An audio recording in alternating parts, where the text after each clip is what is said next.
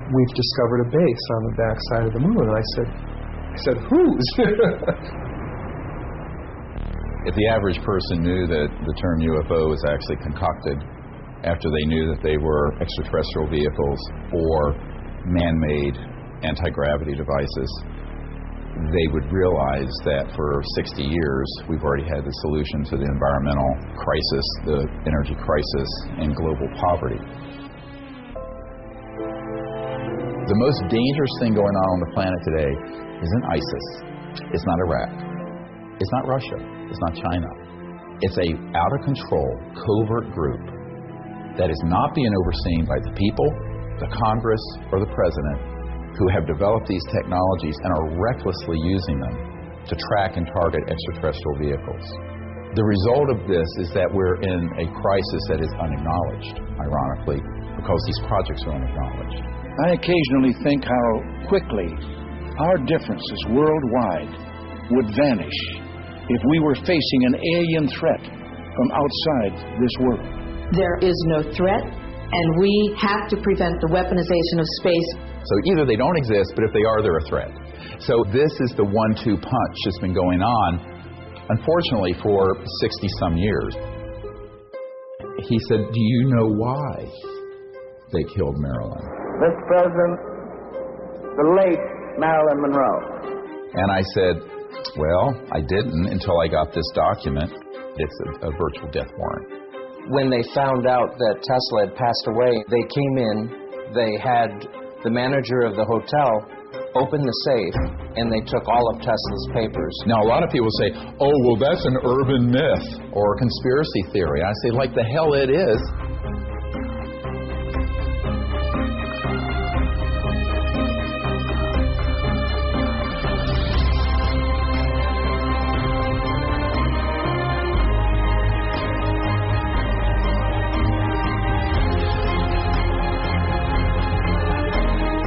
This is like a bad, conspiracy novel, except this became my life.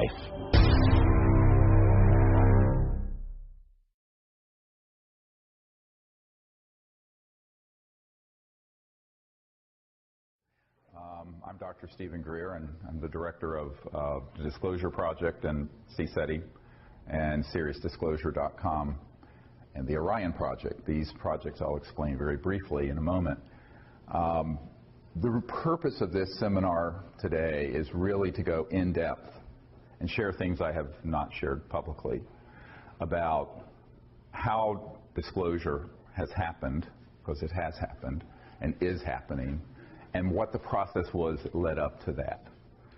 But I first want to thank you guys for coming here and having the interest, because it's the public that has actually made disclosure happen from the beginning. Although it was requested by some folks at the CIA, which we'll get into, it's the public that's really enabled it, including all the now 550 top secret military and corporate witnesses that have come forward. Now, I want to state that at this point, the numbers are continuing to grow. And most of those witnesses are people who've been in the intelligence community or Department of Defense, some branch of the armed forces, or corporations that deal with so-called unacknowledged special access projects, super secret projects that deal with UFOs. And only about a fifth of them have consented to be filmed and have their persons identified to the public. The reason for that is fear and concern for their own privacy and concerns over some issues that I don't think we need to worry about at this point around the legalities. And we'll get into this over the course of the day. And the main purpose of the Disclosure Project was really to educate the public that we're not alone in the universe, and that this has been known by highly classified projects for 70 years, and that those projects have, unfortunately, become illegal and unconstitutional operations that operate transnationally. Note that I said transnationally, not internationally. The secrecy that surrounds this issue is so extraordinary that most presidents are not briefed on it, and if they're briefed in a way that is perfunctory and very, very limited and designed to control their actions. For example, Ronald Reagan was provided some information, but only insofar as it was false, so that he would support SDI, the Star Wars missile defense program, so that he could justify the spending.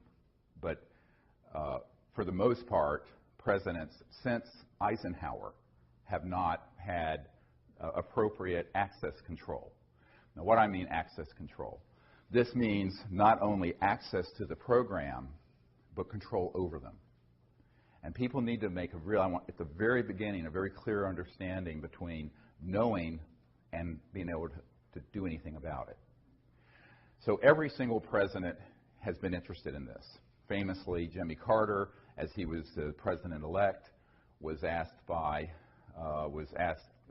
the outgoing CIA director, George Bush Sr., to brief him on this issue because he had had a sighting. Some of you may know this while he was governor of Georgia. I have that report.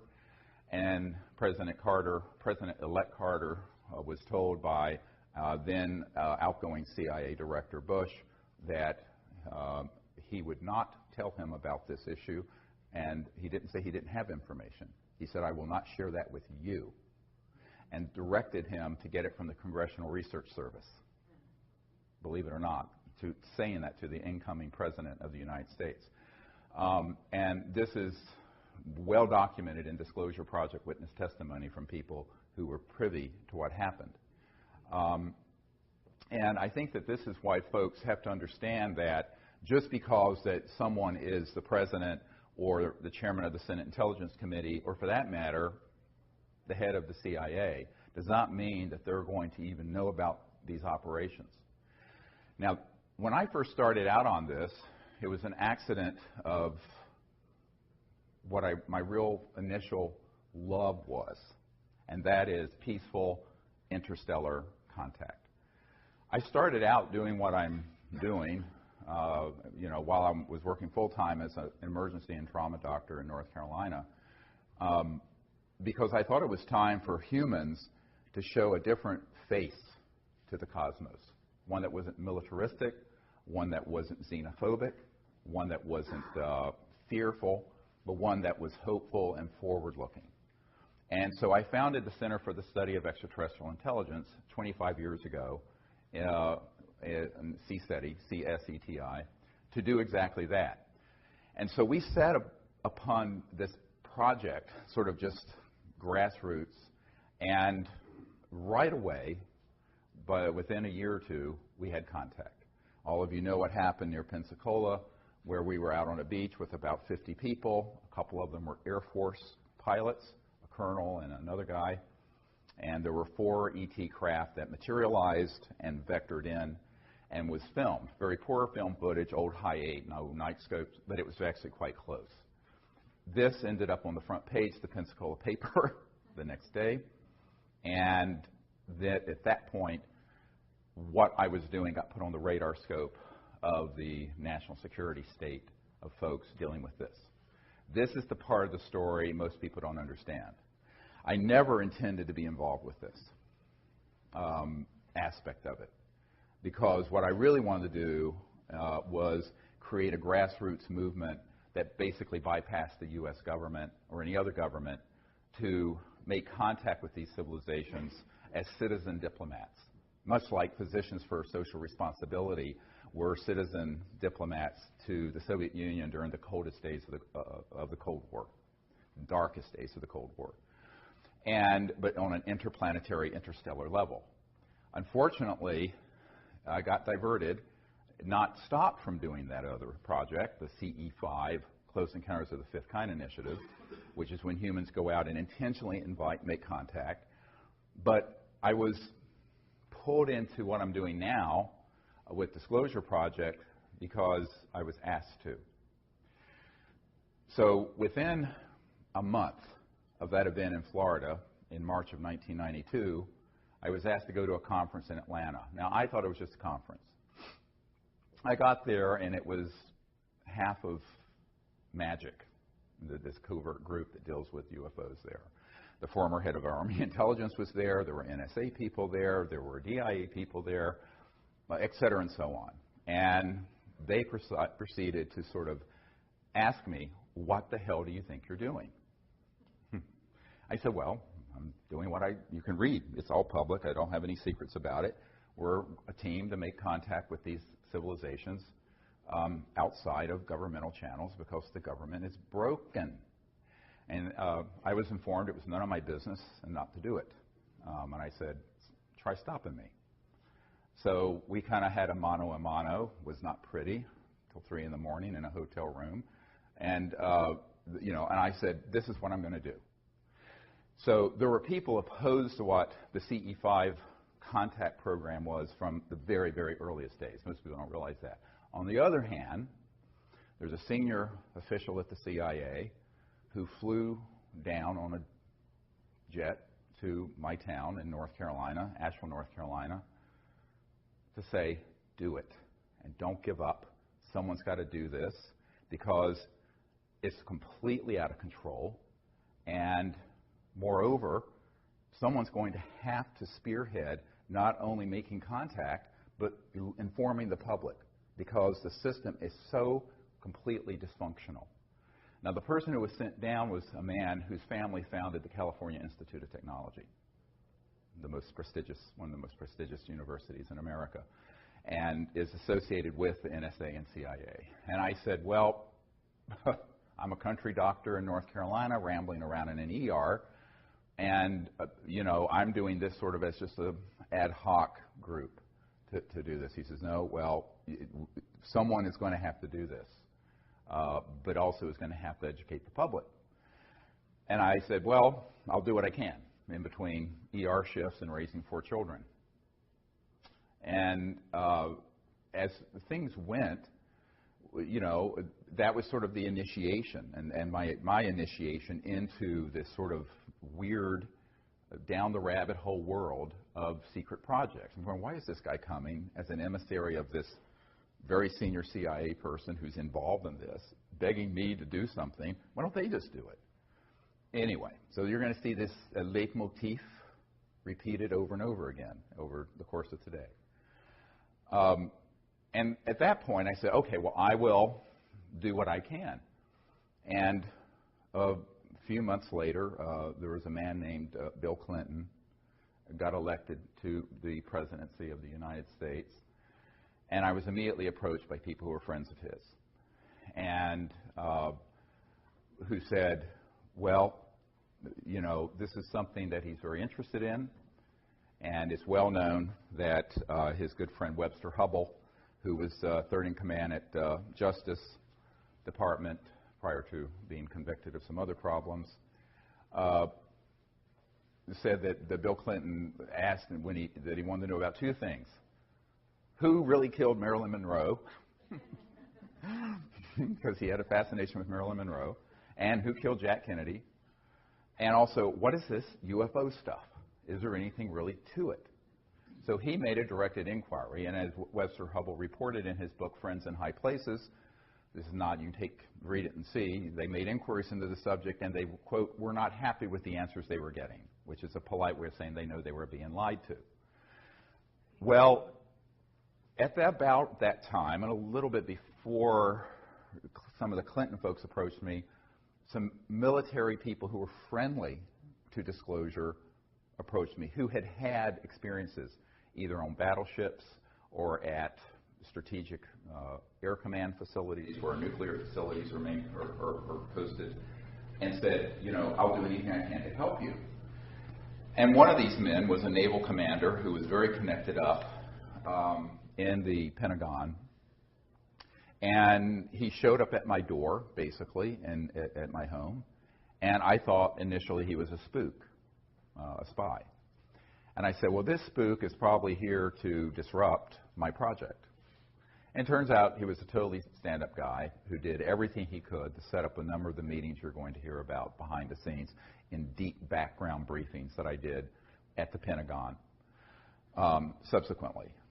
And we decided to have a meeting. I was invited by a former State Department person to have a meeting at the Monroe Institute, which is ironically about 10 minutes from where my country home is now in Virginia, to discuss how to put together a team of people to brief the correct folks in government and encourage them to end the secrecy. Now, you have to understand this is 1992, 93. 22 years ago, 21 years ago, I was in my 30s, a bit naive about how government worked. I actually thought we had a functional constitutional government. I have since learned we do not. That's all window dressing. That's all the Truman Show, like the movie The Truman Show, where it's all sort of a fake. And that there's a parallel governmental process that runs this and other important issues that are completely out of the reach of the people we elect and appoint. But at that time, so we had this meeting, and it was decided that we should contact certain key people in the U.S. government to, in military speak, deconflict the CSETI contact teams from Air Force and other military operations so that they didn't interfere with us and we didn't interfere with them. That was the purpose of it, was to deconflict that, because we didn't want interference from those guys with what we were doing, which we were getting a lot of interference. We were getting helicopters, jets, all kinds of stuff coming in to our contact sites, and we still do to this day, which have been filmed and documented. So, unfortunately, we said this is something that is really critical if we're going to make contact and not have it become something where something terrible happens accidentally. Okay, so my military advisor, who came forward, said, let's see what I can do and run this up the flagpole, as they say. And so he knew the head of intelligence for the Joint Chiefs of Staff, an admiral, who Admiral Kramer with a C, C-R-A-M-E-R. And he went in, had a meeting, and said, look, we really need to have a meeting with the Air Force intel people at Wright-Patterson Air Force Base, to which the Roswell remains were sent, and which still had what was called the National Air Intelligence Center, and then it became the Foreign Aerospace Technology Center. It was always FTD, Foreign Technology Division of the Air Force, back in the 40s and 50s. It's gone through many name changes. It's the same facility at Wright-Patterson Air Force Base in Ohio. And he said, okay, let's see if you can set up a meeting. And the admiral, now this is the head of intelligence, Joint Chiefs of Staff, pushed back from the desk and said, are you serious about UFOs and extraterrestrial intelligence? And the commander, military commander, who was volunteering to help us, said, yes, we're very serious. And so the admiral said, okay, I'll do it. So they refused to take the meeting. Now, so what happened is that J2, what's called J2, head of intelligence joint staff, called the head of Air Force intelligence and said, you will make this meeting happen. And Dr. Greer will be received there because they have something to discuss with those folks. And that was now the fall, September 1993. Okay, so that meeting was set up. Now, in the meanwhile, some folks working with Boutros Boutros-Ghali, the UN Secretary General at the time, and Lawrence Rockefeller, who was the scion of the Rockefeller family, who was the philosopher king of the family. I mean, David Rockefeller was sort of the money guy with Chase Manhattan, which became J.P. Morgan Chase. And his nephew, Jay Rockefeller, was chairman of the Senate Intelligence Committee. And Nelson Rockefeller, who had passed away, who had been vice president, ironically, was his brother, who had set up the Rockefeller Commission of 1956 that completely reorganized the Department of Defense and the CIA so no U.S. president could contain or control or penetrate UFO projects. So the Rockefeller family up to their eyeballs in this. Lawrence knew that, but he was on the side of the angels. He wanted to sort of cleanse the karma, as it were, I believe, of that family and actually help.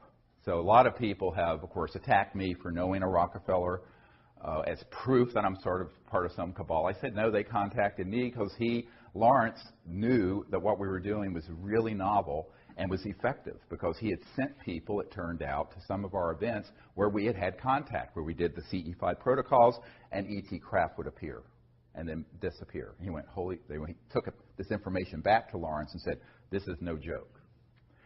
So Lawrence Rockefeller invited me up to New York and then invited me to his ranch, the JY Ranch in Wyoming. And as you know, that's where the Clintons, for the first couple years of their presidency, would vacation in August. But I was asked to go there in September of 1993 to basically share what he thought would just be the information about the CE5 initiative. Lawrence Rockefeller did not know about the initiative to brief senior governmental officials and encourage them to end the secrecy, which had started a few months prior to that at this meeting in Virginia at the Monroe Institute with a select number of folks that my military advisors had gathered together. That was July of '93. So he just thought it was going to be a discussion about the protocols of the CE5 initiative, remote viewing, making contact, interstellar diplomacy, all of these concepts. And so we decided that it was really time for us to go ahead and have some meetings like this with Lawrence. And I said, okay, I'll go because I have to go out. I'm on a trip anyway, taking time off from my medical work in the ER to go to Wright-Patterson Air Force Base, which also Lawrence knew nothing about. Lawrence Rockefeller knew nothing about. So here's what happened. I was going to go to the Rockefeller Ranch just as sort of a guest to share this, and during the course of a sort of a round table, and there were all kinds of people there. Robert Bigelow of Bigelow Aerospace, who's a billionaire, was there. A whole bunch of people who of various backgrounds in the UFO subculture, some friendly to what we do and some incredibly unfriendly, who we found out were working for the intelligence community, were there. And there was this gathering at this famous Rockefeller Ranch in the Grand Tetons.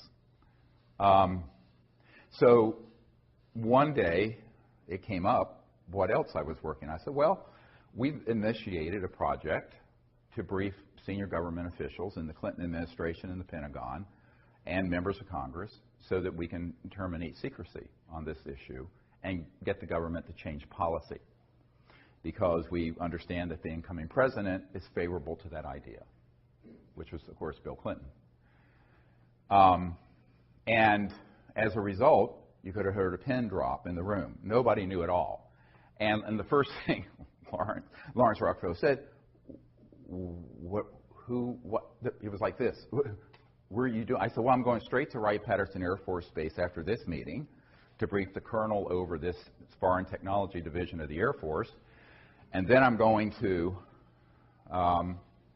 in a couple months, brief President Clinton's CIA director. So at this point, Lawrence Rockefeller and everyone there were in a state of shock. Now, that initiated what has been incorrectly called the Rockefeller Initiative. There was no Rockefeller Initiative. Let me explain that in a moment. What it was an initiative because he found out what we were doing, and his people said, you've got to get involved with this.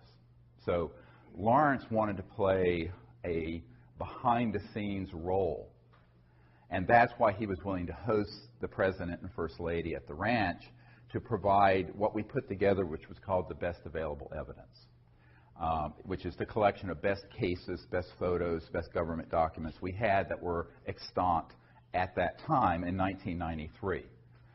So the President was invited out in the following summers, 2 summers, to the Rockefeller Ranch for that purpose. And the UN Secretary General, in the meanwhile, and his wife came to some meetings in what are called salons. A salon is when someone hosts a very nice meeting in a private home with dignitaries and you have a guest, usually some surprise guest or some interesting character like me to come in and inform the sort of the New York 100 about what's going on. So that's what I did. And they were incredibly successful. Subsequent to that, Mrs. Boutros-Ghali invited us to have a meeting at the UN so I could brief a lot of the diplomats and friends of hers in the UN who were supportive of ending secrecy and making peaceful interplanetary contact. And actually, Leah Ghali herself hosted that for me at the United Nations. I'm just trying to give you sort of a sense of what happened before May of 2001 with what's now very famous National Press Club event. So this was all going on with the idea that if we were to provide the correct information to the President and to his advisors and to members of Congress, the key people in Congress, they would do the right thing and would disclose this information because the Cold War had ended, and we thought, here's a fig leaf to put on the secrecy, even though it's a bit of a misdirect. But politicians always need to have a cover, a CYA. Washington's all about cover your ass. So to explain 40 years of secrecy, they could have said, well, during the Cold War tensions, we didn't want to throw into that mix the fact that we're being visited by interstellar civilizations, and with also a program to study what their technologies are. And now that the Cold War is over, we can come clean. So I was recommending that they use that as an excuse for the chicanery that had gone on between 1956 and 1990s, 40 years. Well, it was an interesting thing that happened.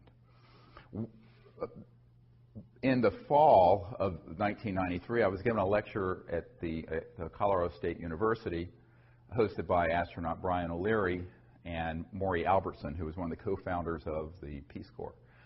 And they became very, very close friends and supporters of what we were doing. And in that presentation, I laid out the entire sort of manifesto of justifying disclosure, ending secrecy, and what we should do. And at the end of that talk, and I don't know, there were maybe 800 people there, 1,000, something like that. There was a man, a little bald man, standing at the back of the room. And he wouldn't leave, and he waited till almost everyone was gone. He came up to me and he said, Dr. Greer, I think I can help you with this. I know some folks in Washington who want to know about this, but they're not getting any good answers. I said, well, like who? And I thought he was going to say, you know, staffers for Congressman blah, blah from Nowhereville, Montana. And he said, well, I'm very good friends with the Director of Central Intelligence, the CIA Director, and he would like to be briefed on this. And, of course, I said, well, that's a good start. So initially that meeting was set up for November of 1993, and it got pushed back because of scheduling conflicts that he had and I had to December 13th, 1993. My wife, Emily, was there with me, and the cover story was a dinner party just here in Arlington at this man's home, and with his CI director and with his the CI director's wife, Dr. Sue Woolsey, who was the Chief Operating Officer of the National Academy of Sciences. So, which is very good because I feel, well, we can get two birds with one stone here because she's a very senior scientist in a very prestigious institution. So, again, we got a nanny for the kids, flew up to Washington, had this meeting. Now, normally when you meet with someone at cabinet level, it's a, very tight, maybe 20 minutes, 15, 30. This went on for about 3 hours.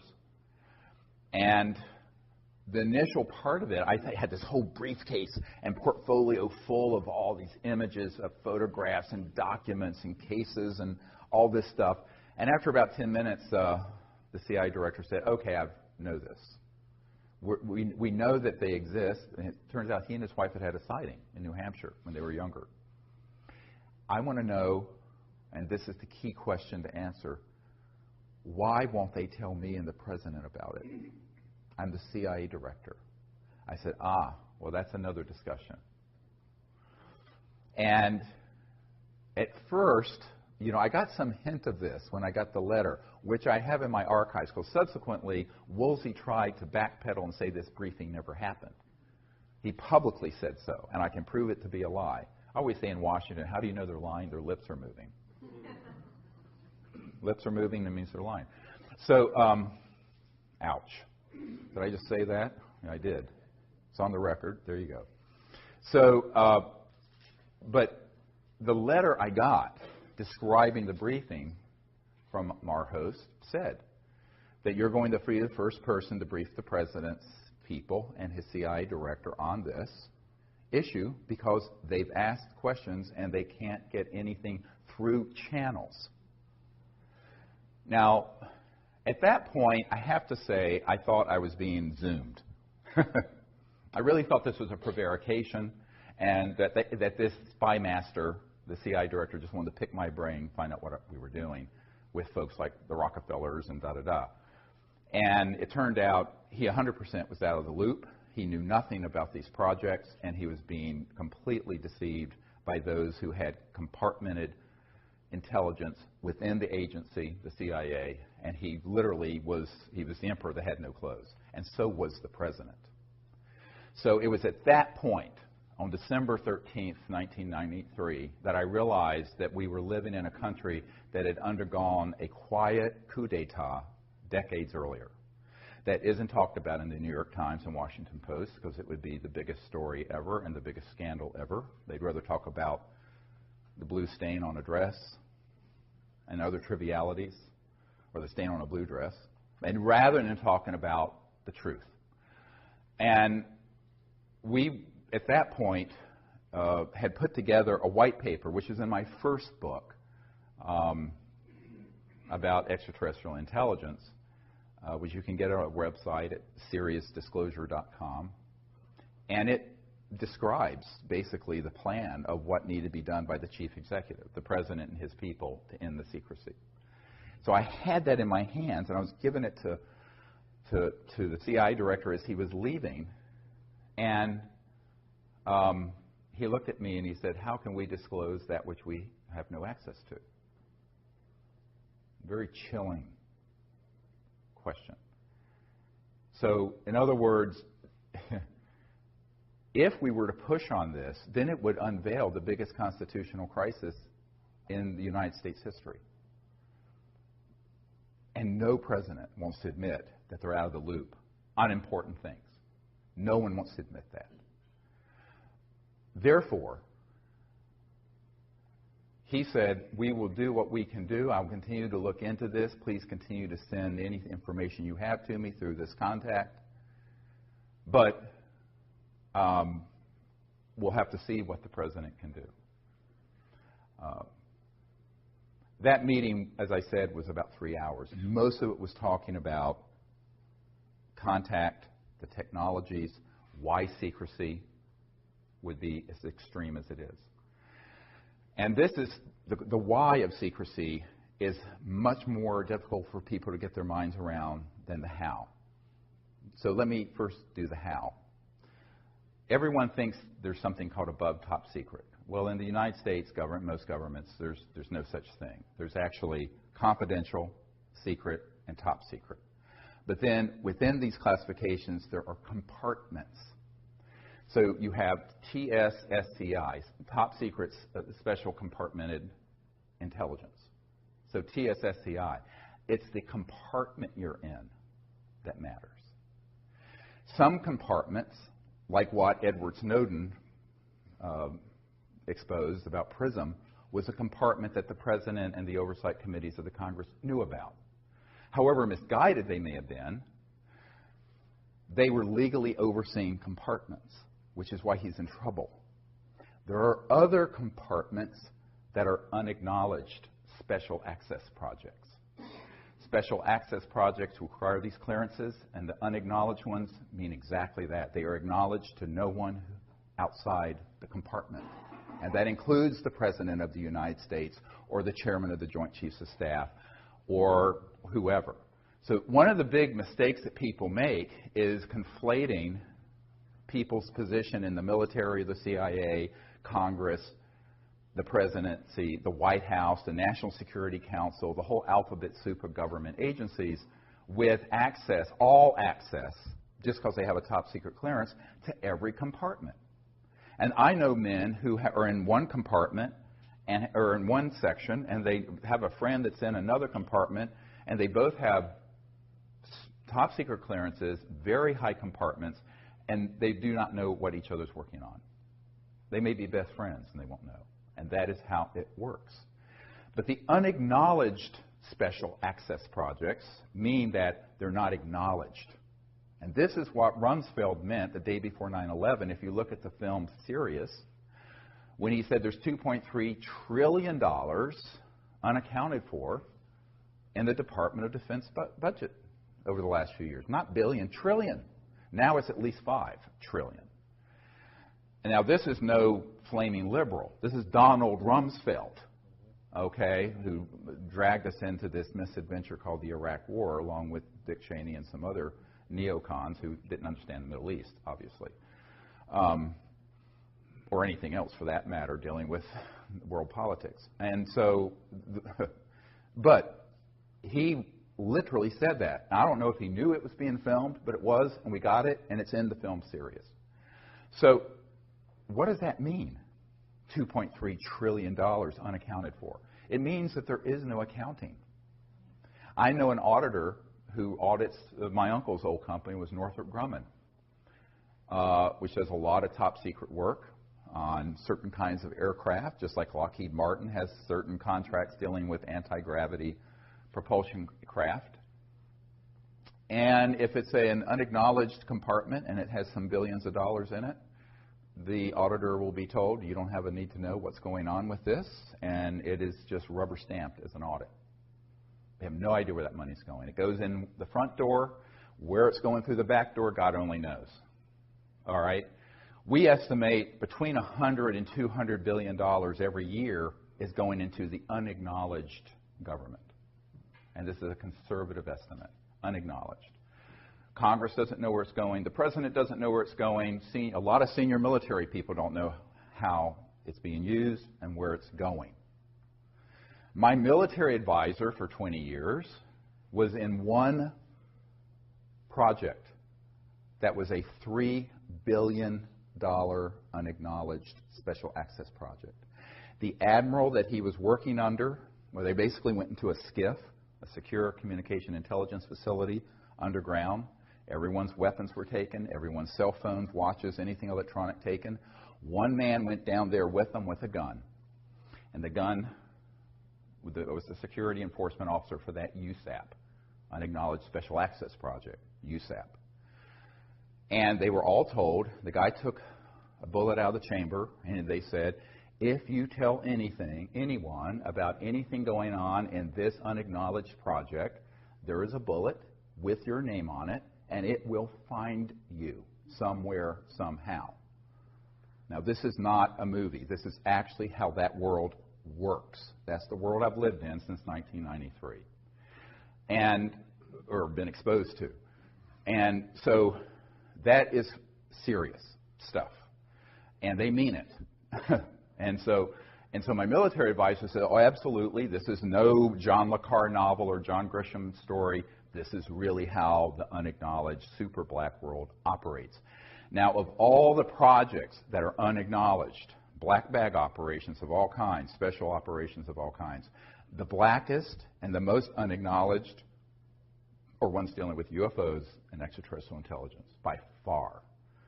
And so that's why when you read the document from early 1950s from Canada, the Wilbur Smith document, where he says, after talking to someone in the United States government, this is a Canadian top secret document that got declassified accidentally. It's on our website. And he says this subject is the most secret subject in the United States and exceeds the secrecy surrounding the development of the hydrogen bomb. At that point, we hadn't detonated a hydrogen bomb. Imagine something more secret than the ultimate doomsday weapon. Not an atomic bomb, a thermonuclear hydrogen bomb, which is what we were working on in '51. So the thing I point out to folks is that these sort of operations have gotten so out of control that that's why Eisenhower said, beware the military-industrial complex when he left office in 1961, just before Jack Kennedy took office. And Eisenhower, on his watch, and he was bitter about this to the very end, Jackie Gleason, a famous comedian, his wife told our team that Jackie Gleason and Eisenhower were good friends, that Gleason was bitter about this and heartbroken about this to the day he died, that he had lost control over these UFO projects. And that happened between 1956 and 1961. Now, why did this extreme... So this gives you an idea of how unacknowledged special access projects work. They're hermetically sealed silos, and no one outside that compartment, that matter your position in government, doesn't matter your clearance, will know what you're doing in it. So wrap your mind around that. That is how these projects are managed. And we're talking an almost limited amount of money they can use and access to enforce this and run those projects. Is it legal? No. Is it dangerous? Yes. Because it is, by definition, completely without oversight of the people, the people's representatives, or the president, or for that matter, the senior folks at the Pentagon. I'll get to this in a moment. So at this point, I'm reeling. I'm just sort of like, I'm absorbing all this. Look, I'm a country doctor in North Carolina, rambling around in an ER, taking care of shootings and stabbings and car wrecks and burns and what have you. And this bag of crap gets handed off to me. And I think, well, you know, this is way past my pay grade. I'm just... And in January or early February 1994, a friend of the president's comes to our home, a man that I had met sometime earlier. And his name is Kevin Foley. His years enough gone, I'll go share his name. And his brother would stay overnight at the White House a lot and have breakfast with the president. He was a big fundraiser for President Clinton. From Minnesota, Foley family, very well-known political family. And I'd gone up there and met with his family and what have you, and he came back to my home, and he said, well, we were having dinner around the table and we in this house, and we had in North Carolina, and he turns to me and he says, well, the president and his folks really are very supportive of what you're recommending in this white paper, this set of recommendations I'd given the CIA director. But they're concerned that if he does this, he'll end up like Jack Kennedy. And I start laughing. I think, well, I think he's joking. I mean, this is ridiculous. And he stops me. And because he was sort of a big, kind of heavy-set, jolly, sort of gregarious political operative, you know. And I just thought he was making a joke. Like if I tell you I have to kill you sort of cliche. And he stopped me, and he says, no, they're not kidding. I said, well, Kevin, don't talk about this in front of the children. The children were small then. And I said, we need to, talk in the library after dinner about this. So we went to the library after dinner to talk about this issue. And I was very, very concerned that this could even be on the radar of anyone at the White House. And he says, yes, absolutely. The president is convinced, and his people are convinced, that if he were to push on this issue, that he would be subject to a TWEEP, a termination with extreme prejudice. TWEP, TWEEP. And I said, well, then what do you want me to do? I mean, look, it's not like I've got a Secret Service detail. And he said, well, no, they think you can do this. You should go ahead and try to bring this stuff together and bring it. I said, oh, yes. I said, I'm expendable. He says, yes. I said, doesn't matter if I get killed. You can't risk the president. He said, that's right. You are expendable. So from then, I always call myself the throwaway guy. Doesn't matter if I get killed, because I'm nobody, and I remain nobody. So, and I want to be a nobody in terms of politics and conventional power. So I'm very happy to be a nobody. So what I use that term in the sense of how Washington thinks, the currency of power. And I said, well, I'll do what I can, but, you know, this is a very steep climb. So by 1994, and it was later confirmed to us later in 94 and 95, that when Rockefeller hosted the Clintons, and there's that famous picture of Hillary Clinton holding the book about extraterrestrial intelligence at the Rockefeller Ranch when they were visiting out there. You know, yeah. Okay, so she actually is the one who stood up and stopped the briefing and said it's too dangerous. We're not going to pursue this. And ultimately, politicians are going to put their finger in the air and they're going to see which way the winds are blowing and see what they can benefit from. They saw this as a lose-lose situation. In other words, it was a situation where if they were to push on this, they would be stepping on some very big toes. Very, very big toes. How big? Several $100 trillion of world economic activity. Now let me back this up now.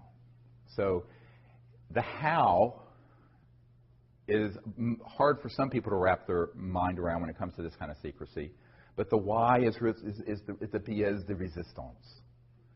Because if you look at what these projects that are unacknowledged special access projects are doing, what they really have been doing has been trying to acquire, as this top secret Canadian document, the Wilbur Smith document in 1951 states, the modus operandi, the mechanism of action of these extraterrestrial vehicles, meaning the technology, the science and technology.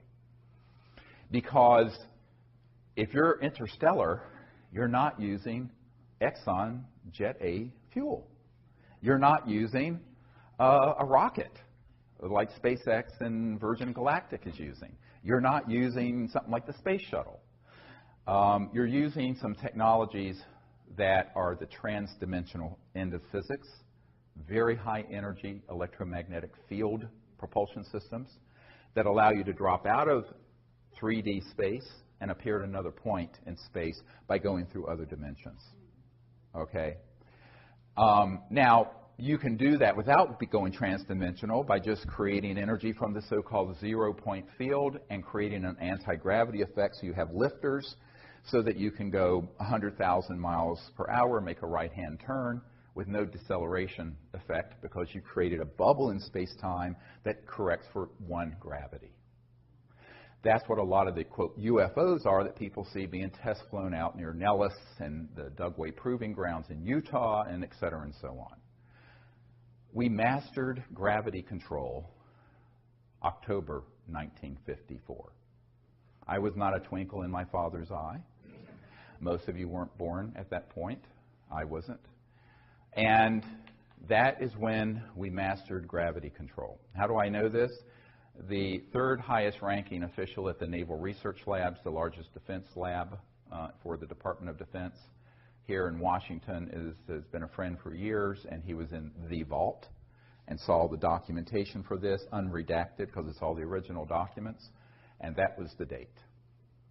So we have not needed jet engines, rockets, oil, gas, public utilities, surface roads, think about this, steamships, internal combustion engines of any sort for at least 60 years. And if you really go back to the earlier part of the century, we're just plain free energy from Tesla-type things, 100 years. But you're stepping on a stockpile of money and commodities and mineral wealth being traded, oil, coal, other uranium, that's worth, in the aggregate, several $100 trillion. The U.S. federal budget is $3 or $4 trillion. And if you take out entitlements and things that are mandatory, it's a fraction of that. So it's the tail is wagging the dog here. So the financial interest, the petrodollar interest, the big commodity trading firms like Goldman Sachs, and the big money folks, that's where the action is. And those are the masters. not the President, not the Congress, not the UN Secretary General, certainly, not the Prime Minister of England, etc. So let's just pull the mask off and just admit that we're living in a period of petro-oligarchs, kleptocrats, klepto meaning theft, like a kleptomaniac, kleptocrats, and that this sort of myth of free markets and a free society and an open and free democracy is just a myth. Because our democracy was hijacked decades ago. Now, on trivial issues like the marginal tax rate or whether you're going to raise or lower payments for Social Security, the President and Congress can fight about that, and it's sort of this show going on, a whirling dervish show of nonsense that goes on. On these issues, they don't want those clowns, is how they view it, dealing with it. So this permanent, unacknowledged covert program has put a lead ceiling in. And only rarely does anything bubble up from there, or down, I should say, to the body politic out of these unacknowledged special access projects. So it became my task to find out how to do that and live to see the next day. All right? Because it doesn't do me any good if I do it recklessly and I'm dead. You can't do anything if you're dead. Well, you can, but it's different. So you're doing other things. So this became the central issue. And Lawrence Rockefeller, I suggested, look, we need to then, if the President will not do this, we need to get together a group of people, put together this best available evidence, and also assemble top secret folks who will have the courage to provide credible documentation, testimony about what they've known. So I suggested and organized a meeting at a Asilomar facility near Monterey, California, in June of 1995. Edgar Mitchell was there with me, Marina Popovich, who was a very renowned cosmonaut in the Soviet Union, some KGB officers were there, and some of the early Disclosure Project witnesses were there. Now, this is 95. This is 20 years ago. And Lawrence paid for it. And Lawrence Rockefeller said, look, I will totally support doing this. And when I was with him at the ranch, I said, well, why don't you take a public leadership in this? I was talking to him out on his deck with the beautiful Remington Native American sculpture that's, the Native American on horseback, the very famous. Of course, they have the original of everything. And I said, I need your help. He says, oh, no, it's too dangerous for me. He says, there are members of my family already jumping up and down on my feet that I'm doing this much. And I knew he was talking about he was talking about, the money people in his family. He was the philanthropic guy who just wanted to give away his wealth before he died. That was his whole purpose. Really sweet man. And so I said, well, okay, I told him, you're old, you're rich, and you're a Rockefeller. I'm a nobody. I'm a North Carolina doctor who's trying to do this with no resources. He says, I'll be behind the scenes. And he took his old hands and did this, and he said, it's like a flock of geese. We're all flying together. I'll be back here, and you need to be here. I said, well, yeah, but that head goose gets all the head. They take turns. He says, no, you be up here. It was very comical. I said, oy vey. This is like, I said, okay, that's what we'll do then. And he wanted to stay behind the scenes, but he was provide that support, hosted the Clintons. So we had something called Project Starlight that formed before the briefing of the CIA director. That was the code name for what became the Disclosure Project that all of you know about. And Project Starlight, with the AP, the Associated Press, sued the Clinton Library and got those documents. Those documents are in my first book. And at Asilomar, we had all these dignitaries, including Kevin Foley and astronaut Edgar Mitchell and Marin Povovich and all these folks sign a letter to the President of the United States recommending ending the secrecy. It's in my first book. Buy it, get it, see it, read it. And that, however, was the Associated Press a couple years ago sued the Clinton Library and got those documents, and they put them out on the internet. Now, at this point, we knew by 95, the President, with all the cajoling we could do, with all the work Lawrence was doing behind the scene, hosting Bill and Hillary at the JY Ranch for their vacations, a very good friend of the President's, I don't want to name her, but used to live at the White House and very good friends with Hillary, said that Hillary did not want to deal with this at all, but Bill was so interested in it, he would pull out the best available evidence briefing packet that we put together, and we'd be sitting in the private quarters of the White House going through it, and she's this hilarious woman who did a perfect imitation of Bill Clinton, and he said one time they put it out on the floor, and she was sitting there with him, and he was going through it going, well, I know all this is true, but they won't tell me a thing, not a goddamn thing. Just like that, about all these secret programs. So when she told me that, I said, it sounds like Mr. Clinton. So from 95 until 98, I proceeded then to approach various members of Congress. And we had already started that process thinking, well, okay, if the President won't do an executive action and force his way to control these unacknowledged special access projects, maybe a member of Congress will have the courage to hold a hearing. And since we now have identified, first it was about a dozen, and then it became several dozen top secret guys that could be subpoenaed and swear under oath with penalties of perjury, federal penalties of perjury, if you're testifying before Congress. Go ask some folks who are in prison for lying to Congress about what they knew. And so I started assembling these folks, the first meeting of which was in June of 1995. I'd met with a number of them one-on-one, but there's strength in numbers. So I realized that if we came together as a group and they got to know each other and they felt that it was, they felt safer, they felt protected if they were all doing it together. You see what I mean? Brilliant. Okay, so that was what I did, is pull people together. Because these men and some of the women involved were terrified about speaking about this on their own as lone wolves. But I said, let's get a mass of us together and do it. So that first gathering was very historic because it was sort of presaged what we did in 2001. Now, at that point, I decided, look, we are going to have to be very careful with this. So I wanted to be sure that not only did the President have no access, which is in itself proof of the illegality of these unacknowledged special access projects, but that the appropriate oversight committees of the Congress of the United States didn't, as well as key people at the Pentagon.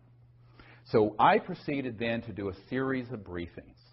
And in 1997, here in Georgetown at the Westin Hotel, we gathered together, I think, about 25 of these top secret guys in a closed meeting, not open to the public, to invite members of Congress, members of the administration, and people from the Pentagon to hear what they knew. And it was a very well organized private event. No media was there and the public didn't know about it. It was in a very limited way. And the idea was that we wanted to get a member of Congress, and like Congressman Dan Burton, who is chairman of the House Government Oversight Committee, Reform and Oversight Committee, that issued 1,000 subpoenas to impeach Clinton about the stain on the blue dress, was there.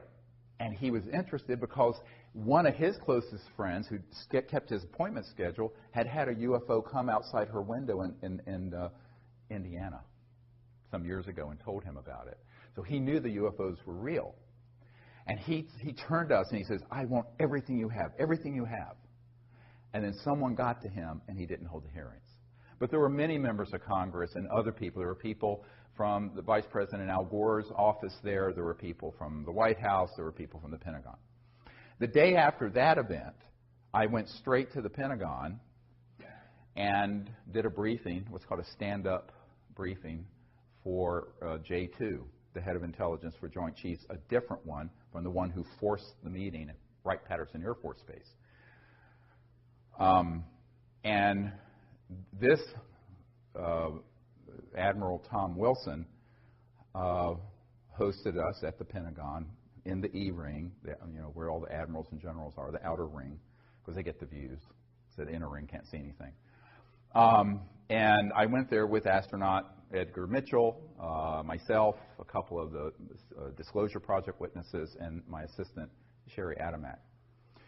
And what was fascinating is that before I went, I had my military advisor send to the Admiral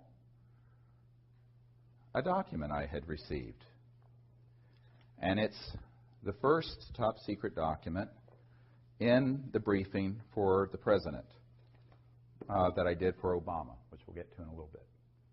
And in this is dated from the 90s, and it's from Nellis Air Force Base, what people call mistakenly Area 51. It's not the proper name. And this document actually was a security alert because there were some UFO spotters who had penetrated the perimeter of Nellis, and they were going to have to shut down operations with their EMGs, their electromagnetogravitic anti-gravity test flights in that range that they have built. And the list is fascinating for the names of the compartments. And I just want to share a few of them just because, and this is dated 28 July 1991, 0900 hours. And it's from the National Reconnaissance Office, NRO, which is the super secret spy satellite operations part of the Air Force originally. So it went to Commander's Net, Royal Ops, Cosmic Ops, that is a clearance. These are all compartmented operations. MAJ, M-A-J, Ops, Magi Ops, COMINT, COMSEC, ELINT, Human Intelligence Ops, AFOSI, Nellis, Air Force Office of Special Investigations, and then a whole bunch of different numbered compartments. Red Flag, Dart East, Dart South, Pahut Mesa Military Operating Center, Sally Corridor, key one, Groom Lake, MOC, Dreamland, MOC, Blackjack Team. Blackjack control is at Edwards, by the way. The control is at Edwards, but there is a team at Nellis. Aquatech, Sea Spray, etc. So one of these compartments was known by Admiral Tom Wilson. I don't know which one. But it was being operated through a contractor. All the important stuff is done by corporate, by the way. If it's key, it's corporate. Lockheed Martin, EG&G, E-Systems, Raytheon, Northrop Grumman, Booz Allen Hamilton, on and on. Edward Snowden, by the way, worked for Booz Allen Hamilton, who contracts for the National Security Agency. So the corporate world is actually where most of the USAPs get centered. And then they interface with these USAPs within military and intelligence, like this. And if you approach it from the government, they say, well, it's, it doesn't exist. And you approach it from a corporate, it's privatized. It's a corporate secret, like Microsoft's code. Got it? It's hermetically sealed away from everyone between those two techniques. Very clever. Very illegal, very clever. But the mafia is always very clever. And this is the biggest mafia in the world. So when Admiral Wilson recognized one of these compartments, he contacted them. Now, this is prior to me and Edgar Mitchell and other people arriving at the Pentagon in the spring of 1997. And he picked up the phone, and he said, this is Admiral Wilson. I'm head of intelligence joint staff, J2. I'd like to be read into, which means briefed. I want to be read into this project, blah. And they said, yes, sir, we know who you are, but you don't have a need to know. And he said, God damn it, I'm the head of intelligence for the Joint Chiefs of Staff. How can I not have a need to know? And they said, sir, we cannot discuss this with you, and we will not. Click, hung up on him, blocked his line, would not receive any further calls from. This is an admiral in charge of intelligence assessments and putting intelligence together for the Joint Chiefs of Staff of the Pentagon of the United States. Now, this I know for a personal fact. So now you have a coup d'etat that extends to even the highest levels of the Pentagon. So by the time I walked through the door to do what was supposed to be a 45-minute stand-up briefing for the admiral and his staff, he was so scared and so mad, he was scared. And the meeting went for 2 hours, and if Edgar Mitchell hadn't had to leave to go to an interview in New York City on some TV show, it would have gone on for 3 or 4 hours. He kept canceling his other appointments. At the end of that briefing, I said, we really need your help. And he said, well, what can I do? They're not going to tell me anything. The best thing I have in my arsenal is a B-2 stealth bomber that I know about. And you're telling me that there are unacknowledged projects that have things that can go transdimensional light speed and beyond, that can do circles around my B-2 stealth. He says, it's point, set, and match. I said, well, you still need to help us get control of it. He says, how can I do that without having the Secretary of Defense or the President order me to, without myself doing something rogue? See, here's the good guys are trapped by being good. I said, here's the thing. The only thing bad about nice people is that they're nice. And the people who are rapacious criminals are not nice, and they don't give a damn about the law or people's lives, and they don't mind killing you. So he said, I can't do this. And then he said, well, who else have you met with? I said, well, the CIA director. And I started naming all these people. So he says, well, you know, if those folks are being Schmidt-canned, pushed aside, what am I supposed to do? So he basically threw up his hands. He says, I don't see that I can do anything. There was a man named Gordon Cooper, who most of you may know was someone who gave us testimony about the craft that landed on the dry lake bed in California, Edwards Range, back in 1956, I believe it was, that his crew filmed, and he saw the film footage and sent it back to the Pentagon. Well, Gordon Cooper, a very heroic figure, an early Mercury astronaut, and I were speaking to a conservative group called the Federalist Society here in Washington, who were very interested in this, because they were interested in the unconstitutionality, because they're strict constitutional. And I will speak to any group. I don't care. You know, I mean, it's fine.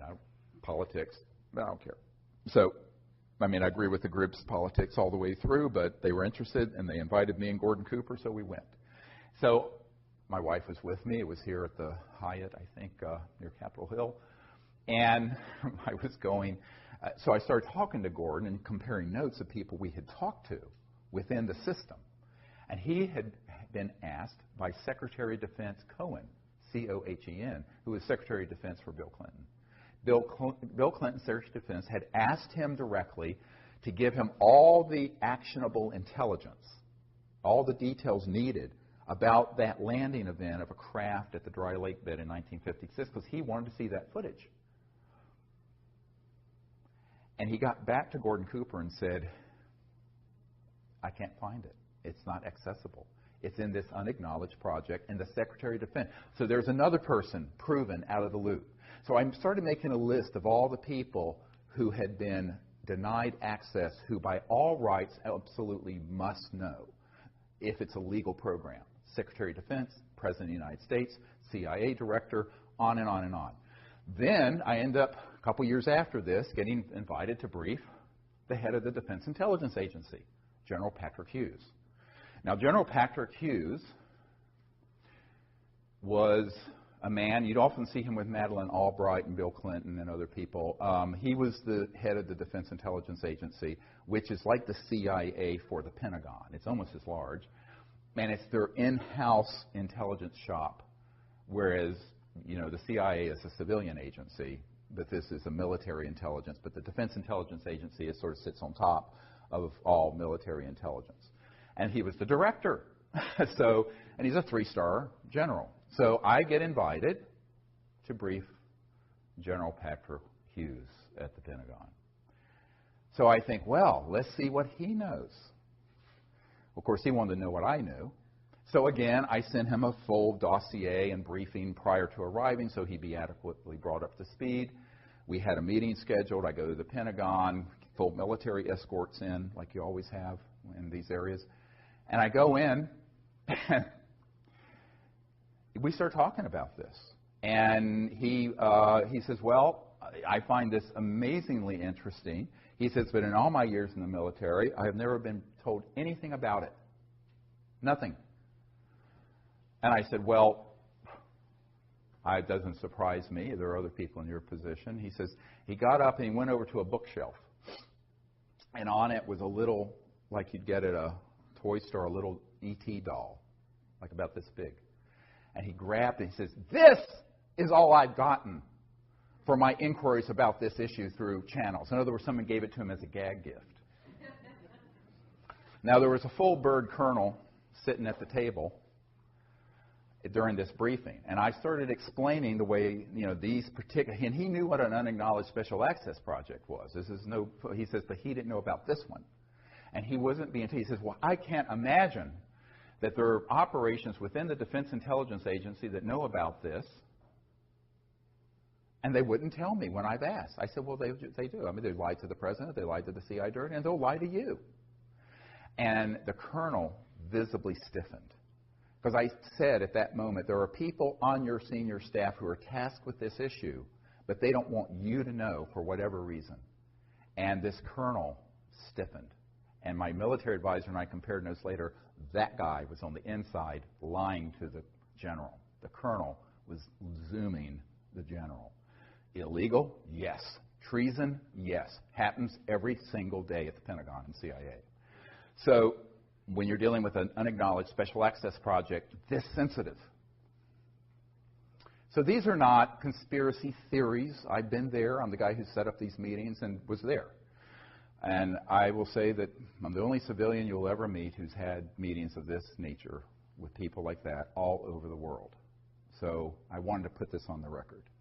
Now, after this, we had about a 15-minute discussion, and then the general told me something very surprising. He says, my father, this is General Patrick Hughes telling me, my father knew of some kind of illegal conspiracy in the U.S. government back in the 50s and 60s, because he was also a very high official, that was so serious, and we thought the old man was a kook, referring to his father.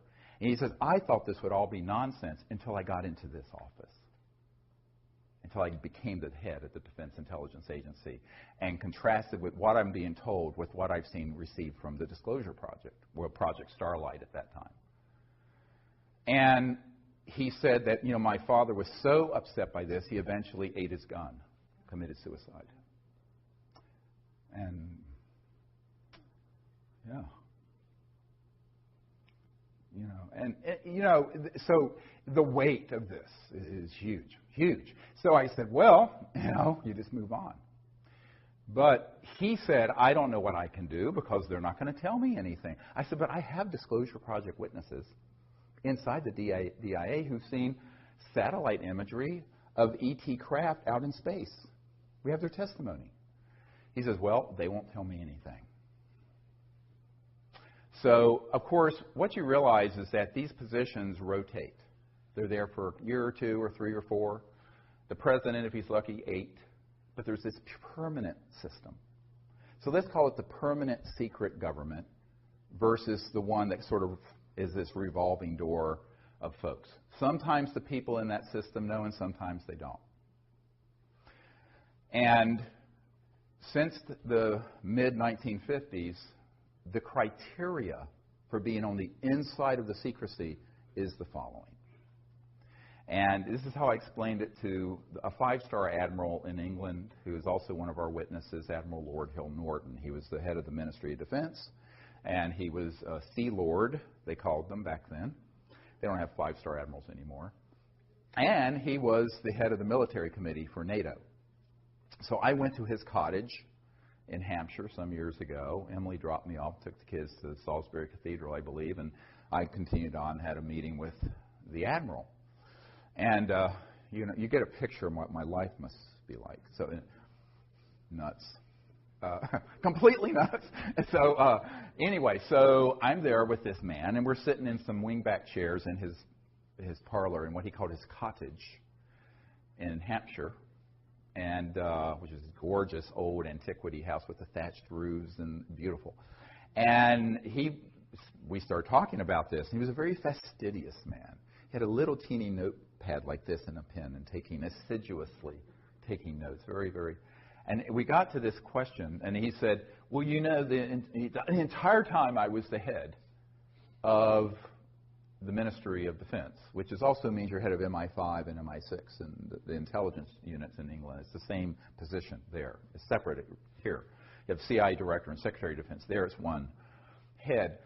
And he says, this issue was never briefed to me. I was never told anything. And I said, yeah, that doesn't surprise me now. It would have maybe a number of years ago. And he said, and as the head of the military committee for NATO, I was never told, even though I now have learned NATO was dealing with some of these events, such as the big events that were in Belgium with the massive triangular craft and things like that. Well, I said, he says, and I want to know why they wouldn't tell me. It was like his pride was a sense of propriety. Oh, he was a lord in the House of Lords also. He says, why wouldn't they tell me? And it was a little bit petulant, but also hurt. And I said, well, let me answer your question with a question. And he didn't like that. He thought I was being a cheeky American. And I said, but just bear with me. What would you have done if you found out that there was a cabal that had run amok of the laws of all the democracies, that had this information and had the technologies to completely fix the environment, end global poverty, create a civilization that would be sustainable for thousands of years with these types of free energy technologies, and that they had killed people to keep this secret, assassinated people, and broken the laws of their country and their solemn oaths to uphold their constitutions to do so. He says, I wouldn't stick for it for a bloody minute. I said, that's why they didn't tell you. I said, the first thing they do when they make a decision that you're in and you're out of the loop of this issue is whether you'll go along with the secret agenda. If you're going to go along with the secret agenda, they'll tell you. And they'll give you a little bit, and then a little bit, and then a little bit, and bring you up through the system. If they think that you're the kind of stand-up person who would be appalled when they find out what the criminality of this group is, and how illegal it is, and what damage they're doing to the earth and to the humanity by keeping it secret, and that you might blow the whistle on it like Jack Kennedy was planning to do in his second term. That's why they took him out. And that's why they took out Marilyn Monroe. I have a document to prove it. And top secret document from the NSA vault. It's in my first book. Go read it. Nobody reads anymore. But anyway, what was interesting is that he looked at me. He says, that is it then. I said, yes. They do a soul biopsy, like doctors do biopsies. They do a soul biopsy and a psychological analysis to see if you would be willing to go along with that agenda. If you are willing to go along with it, they'll give you little bits until you rise up through the system. If you divert from the system, they take you out. You're going to be dead. So they've learned not to be too reckless with who they tell, because they don't want to have to kill too many people and leave bodies scattered that looks conspicuous, like they did in the 50s and 60s with John Foster Dulles and President Kennedy and Marilyn Monroe and other famous people. So I said, that's why it's managed this way. Now, you may have had a predecessor who was MOD head, who came up through that system, who knew all about these projects. So it doesn't have anything to do with your rank. It has to do with your values. It has to do with your willingness to go along with an agenda that is the most criminal, evil, dangerous agenda that any potentates have ever had in the history of the world that we know of. And that's what we're dealing with this super secret Magi group. And they are not going to be reckless in who they read into and pull into those projects. So that is something you have to understand. Now, let's fast forward to the congressional initiatives, which I began in the mid-'90s. So I mentioned the chairman of the House Government Reform and Oversight Committee, Dan Burton. There was a man, many of you who were low income, like myself. I was very poor growing up. Probably went to college on something called a Pell Grant. Senator Claiborne Pell of Rhode Island started the Pell Grants, sponsored that bill. And he was at a meeting with the Noetic Sciences Institute, and I did a briefing for him and met with him there. And it was very interesting because he was chairman of the Senate Foreign Relations Committee. Very key committee, foreign relations. And he said, you know, I've wondered about this my entire career. We've made inquiries. We've never been given any information through channels. And he said, would you come to Washington and do a briefing for my staff? I said, well, sure, anytime I can come up. I was still living in North Carolina then. And he said, oh, wonderful. And then I looked at him and I said, you know, Senator, the problem with all this is that you're a good man who should be representing humanity to these visitors from interstellar civilizations. And you've been deprived of dealing with the ultimate foreign relations issue, interplanetary relations. And he looked at me through his horn-rimmed glasses and went, you know, Dr. Greer, I'm afraid you may be right. I said, well, I am. Very poignant moment, but that was the way it was. And then I met with Senator Dick Bryan of Nevada, whose home state has, of course, Nellis Air Force Base and the so-called Area 51. He had no knowledge of these projects. So I met with him in a kind of a clandestine little meeting at McCarran Airport in Las Vegas.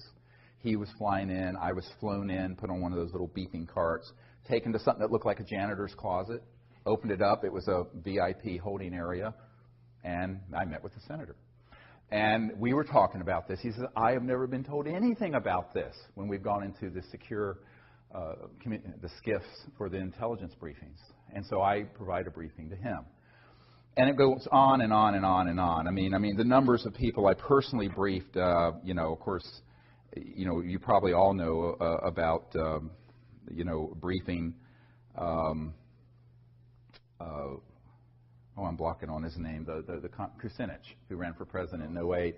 And Kucinich was very interested in this, but he wouldn't hold a hearing either, even when he was the chairman of the subcommittee for domestic government reform and oversight. He had had a sighting. Shirley MacLaine outed him during the campaign and embarrassed him. He's very supportive of disclosure. I have his information. We stay in contact, but he wouldn't hold a hearing. So we went through all these. It's a whole bunch of people I met with personally. Now, there are people out there who say they're doing stuff with disclosure and lobbying, but they've actually never met with a sitting member of Congress. I'm not going to name names, but that's it. That's what I did for 10 years, from 92 and 3 until 01 and beyond. And also people overseas. The cabinet-level member of the Japanese government in charge of science and technology. Briefed him, very interested. But when I said, will Japan take the lead on disclosure and put this material together? He says, oh, no, we can't do it ahead of the United States. He was in terror of the idea of getting ahead of these covert programs. Same thing with meeting with certain members of the royal families in Europe that I met with. And as you know, I provided a big briefing that was given to Prince Charles by Jamie Cromwell, the actor who played. He said he was kind of playing me in this movie, First Contact, a Star Trek movie. And Jamie Cromwell, they had the opening in London, and Prince Charles came and wanted this briefing we were putting together for the president. And so Jamie Cromwell handed it to him. And I got a lovely note back from Prince Charles about this. But not that Charles could do anything about this issue, but they're interested. There's so much interest. But the people, even if they're in very high positions, they're interested, and now they're known to be briefed. But they have no power over the operations. So as I said over an hour ago, don't conflate knowledge of the issue with access control. access control is in these unacknowledged special access projects. So that led me to doing something very controversial.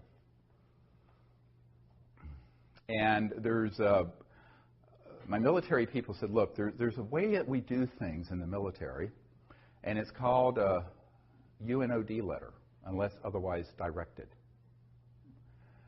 And what that means is you write to various people in command and say, unless otherwise directed, here's my assessment and here's what I'm going to do.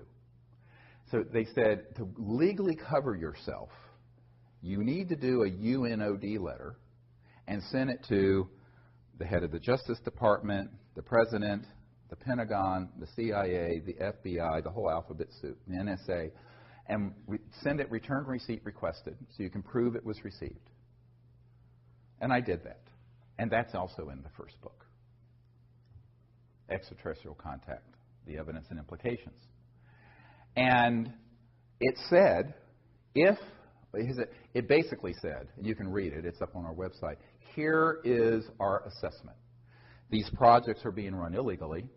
They are unacknowledged special access projects that have been unconstitutional since the 50s. The President and other key figures we know have been lied to, as have the oversight committees of the Congress. Similar crisis exists in the United Kingdom and other countries where I have had briefings. Therefore, it is our assessment that the National Security Act and secrecy laws that are attached to oaths of secrecy are null and void, and that any man or woman who has knowledge in any document, material, or evidence attached to the UFO and extraterrestrial issue can be provided and disclosed publicly without penalty of law. This is our assessment, and unless otherwise directed, beginning as soon as we can organize it, we will proceed with disclosing this testimony and these documents. This was what we used to legally cover all 110 top secret military witnesses that came forward.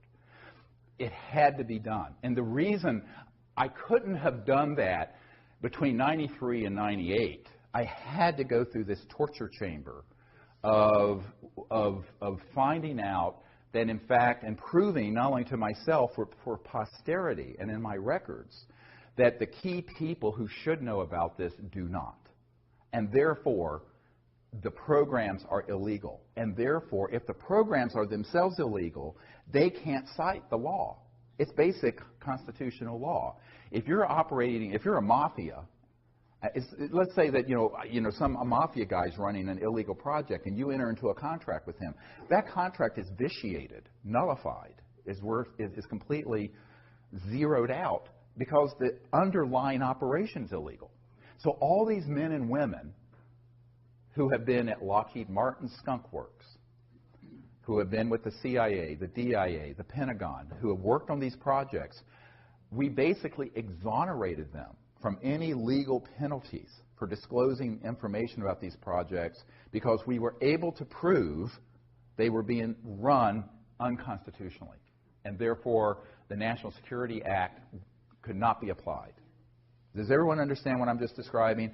That was the basis for the Disclosure Project of May 2001. And we had to do that because I talked to Danny Sheehan, who is a constitutional attorney who did the Silkwood case, represented the New York Times and the Pentagon Papers, and he was helping me pro bono on this.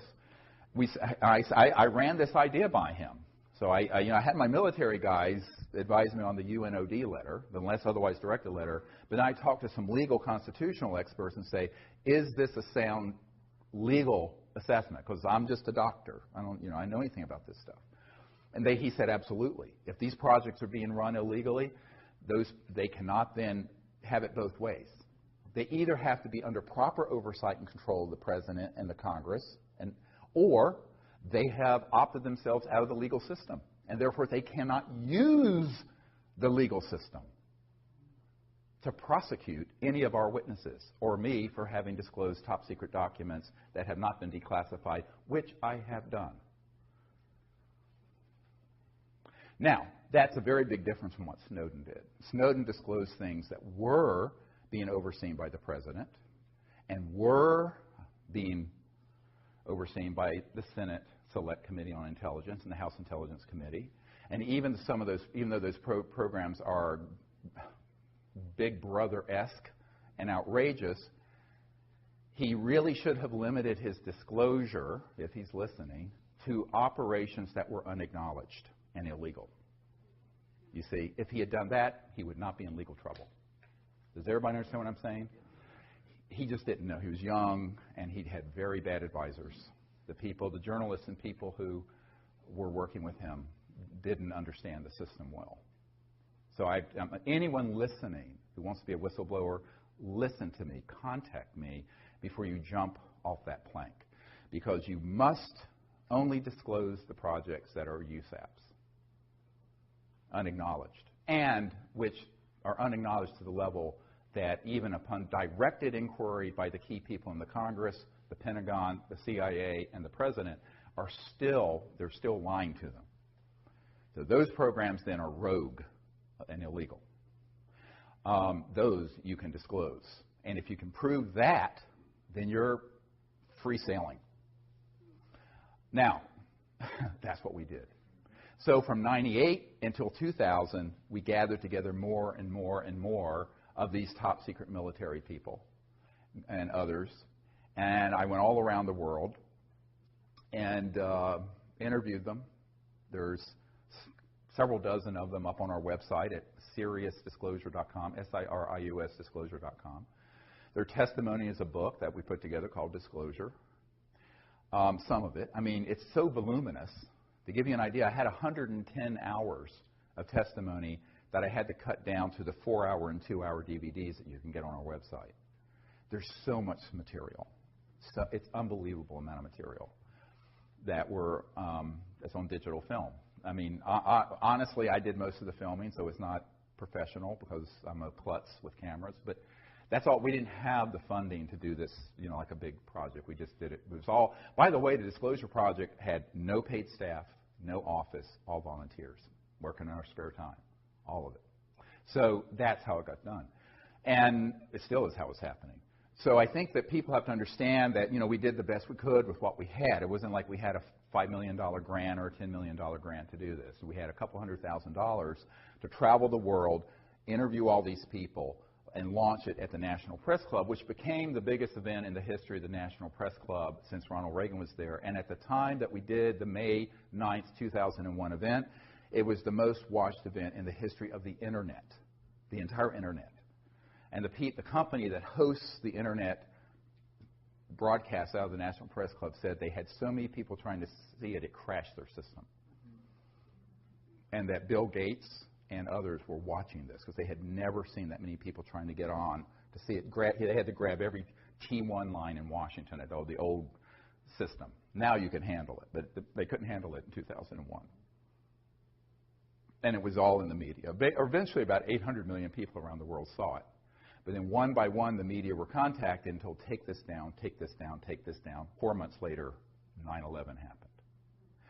But in the course of all of this, I've learned a lot.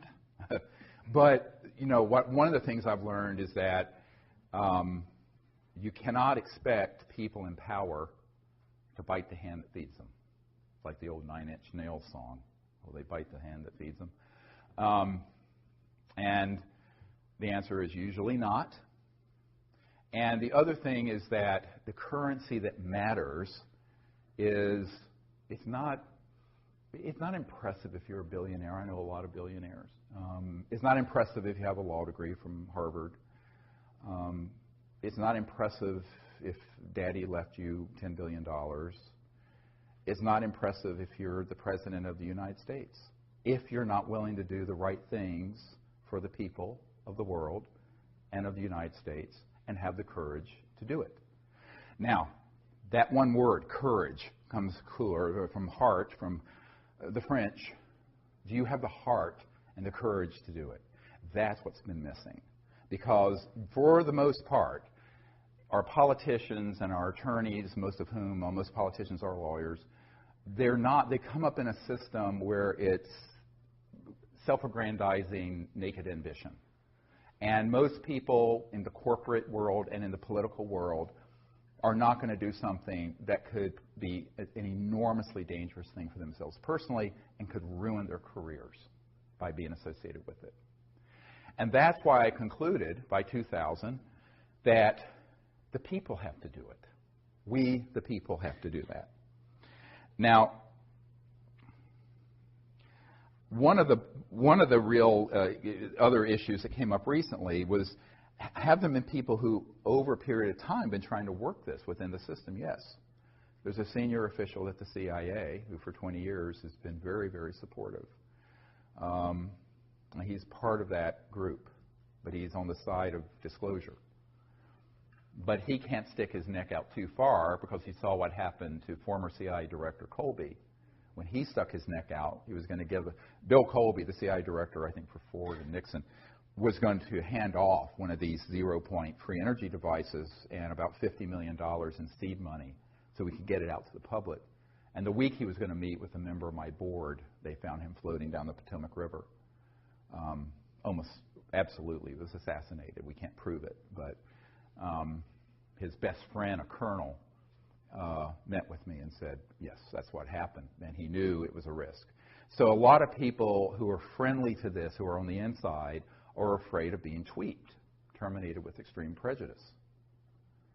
And then you have other people who aren't on the inside who don't have the courage of the ridicule factor, because the New York Times and the Washington Post, the big media outfits that are wholly owned subsidiaries of the intelligence community, frankly, when it comes to this issue, are going to absolutely roast and ridicule any politician that brings up the word UFO. It has to be done like on Kimmel, just sort of ha, ha, ha, make a joke of it. So in 1953, the CIA decided that the psychological warfare aspects of this would be where the real enforcement could be, by just making it ridiculous. And they actually engaged, I have a document that proves this, Disney Studios, to make cartoons about little green men so that it would become the laughing stock and sort of defang the whole issue into sort of silliness. And so it has remained for 60 years. So it takes a lot of courage, not just in terms of your personal safety, but your reputation, because you're going to be ridiculed and laughed out of meetings, or you're going to be teased. And most people don't want to be ridiculed. I'm just the kind of person, I don't care what someone says about me. I mean, everything terrible you can imagine has been said about me, and so what? I mean, you just expect it. So, but most people in a public eye don't want to do that. And so disclosure is going to have to be with the people. So we initiated that in 2001, and we continue to do that. And I think that the biggest problem we've had, and I wrote a paper about this called When Disclosure Serves Secrecy. Now, this paper, I wish you would read it and memorize it. Everything I predicted in that a long time ago, it's on our website. And if you sign up for our email service, we occasionally send it out. It's a free newsletter. You can just sign up. It's SeriousDisclosure.com. It's free. It's completely provided to the public. That paper describes the dangers of doing what we've done. And that is disclosure being hijacked by charlatans who masquerade as disclosure folks, who attach to all the body of evidence I put together the fear factor and the silly season and the evil aliens are coming to eat us for lunch. All right? And that has happened. And the betrayals I will not go into because it will break your heart. So the truth is, the thing that keeps me up most at night is all this information being folded into it, which is all solid information, being folded into disinformation that's tailored to scare the public into what General MacArthur said, and that is World War III will be interplanetary. So now let me talk about the deepest USAP. The deepest unacknowledged special access project is the one that is tasked with doing the psychological propaganda, just like Hitler did with his program, for convincing the people that there's a threat that we should fight. This was launched in the 50s and 60s. First, they made the subject ridiculous, and then they made it terrifying, like the movie Independence Day. And this was all part of a plan hatched in the 50s to be sure that we could continue to grow the military-industrial complex, but instead of just one country, sort of a unipolar expenditure out of mainly the United States and at that time Soviet Union, it'd be a global junta military effort because there's a threat from outer space. And they have done about 50 years, 60 years of very, very careful preparation. Now, the UFO subculture is replete with the influence of that. Most people don't understand it.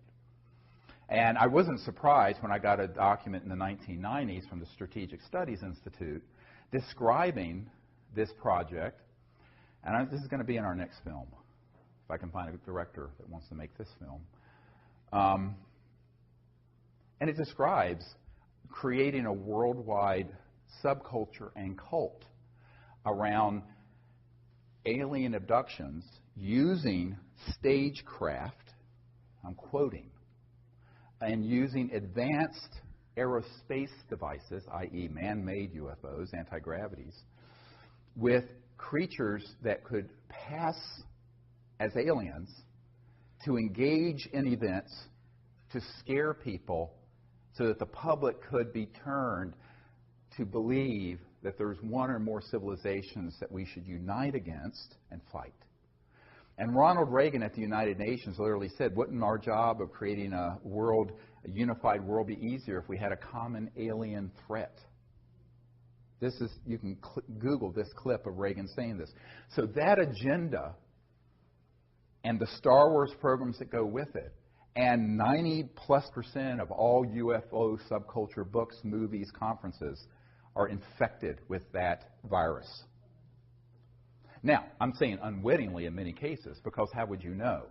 If you haven't been read into a program that is so sensitive, and I've had physicists who worked at the Dulce complex and at the Pine Gap complex in Australia, that where they manufacture these what are called program life forms, these things that look like aliens that are 100% man-made, have integrated circuits in their neural complex, but they're biologicals, and they're on board these. But the people running the craft are military or corporate guys. And they'll sick these things on people, and they'll abduct them and put an implant in them. And the implants are made by EG&G. They're on the edge of the Nellis Range. You want to hear more? This is the stuff people really hate me for. Because I was told that if I expose this, this is where I'd be most at risk. Okay, because now I'm stepping on the toes of the eschatological fantasies of the people who want endless war. Eschatology is the study of how the world's going to end. And at the core of this secret group are folks who want to precipitate an Armageddon-type conflagration that's War of the Worlds. Because they love and they do it because they want people to be united around another common enemy. Not just one country or subculture or religion, but the whole planet. Go look at the movie Independence Day. It's a script right out of the CIA. And so the whole point of that is that you have got to prepare people to hate. So, you know, it's not politically correct to hate someone who's African American if you're white, or if a gay person if you're straight, or hate women if you're a male, or a Jewish person. But it's completely okay to hate an entire planetary group of people, whether they're called grays or greens or purples or whatever, because they know that humans have within them this flaw. And it's in the primate monkey mind that is the root of tribalism. And I want to deconstruct this for a moment. We are 98.5% identical to chimpanzees and gorillas. And chimpanzees and gorillas do organize into troops and into warring sects that kill each other. And it is usually based on slight differences, of whether territory or appearance. And this can be exploited by demagogues, whether it's religious demagoguery, racial demagoguery, sexism, homophobia. Just pick it. Well, the big one is interspecies. So the next one is, let's get everyone prepared, and we can use these images, just like Hitler used the image of, the blood libels of Germany, portraying Jewish people as grinding up children for matzah meal, and this outrageous stuff that was propaganda. No, this is all true. Go look it up. Unfortunately, most people don't know any history, but if you go look up the history of World War II, there was a foundation built for years for the Third Reich. That's what the Fourth Reich is doing, this secret government. And they've done it very well, extremely well. Now, I met with a man who would not come forward, who was on one of these early abduction squads. Now, don't get me wrong. Not everyone who's had contact has had a false abduction happen. But the whole thing's been commingled. I've had contact, but it wasn't an abduction. So what I tell people is that if you mix this together and people don't know that there are two distinct things going on, you think they're all the same phenomenon when they are not. And this man said in the early days, before they had these programmable things that look like life forms, that look alien, they would use little guys that were short and do a Hollywood mask and suit on one of these anti-grav devices. This is back in the 60s and 50s, 60s, 70s, and abduct people. And so they started this program a long time ago. And it's very easy to do. Very easy if you understand the technology. Now, this is the other problem.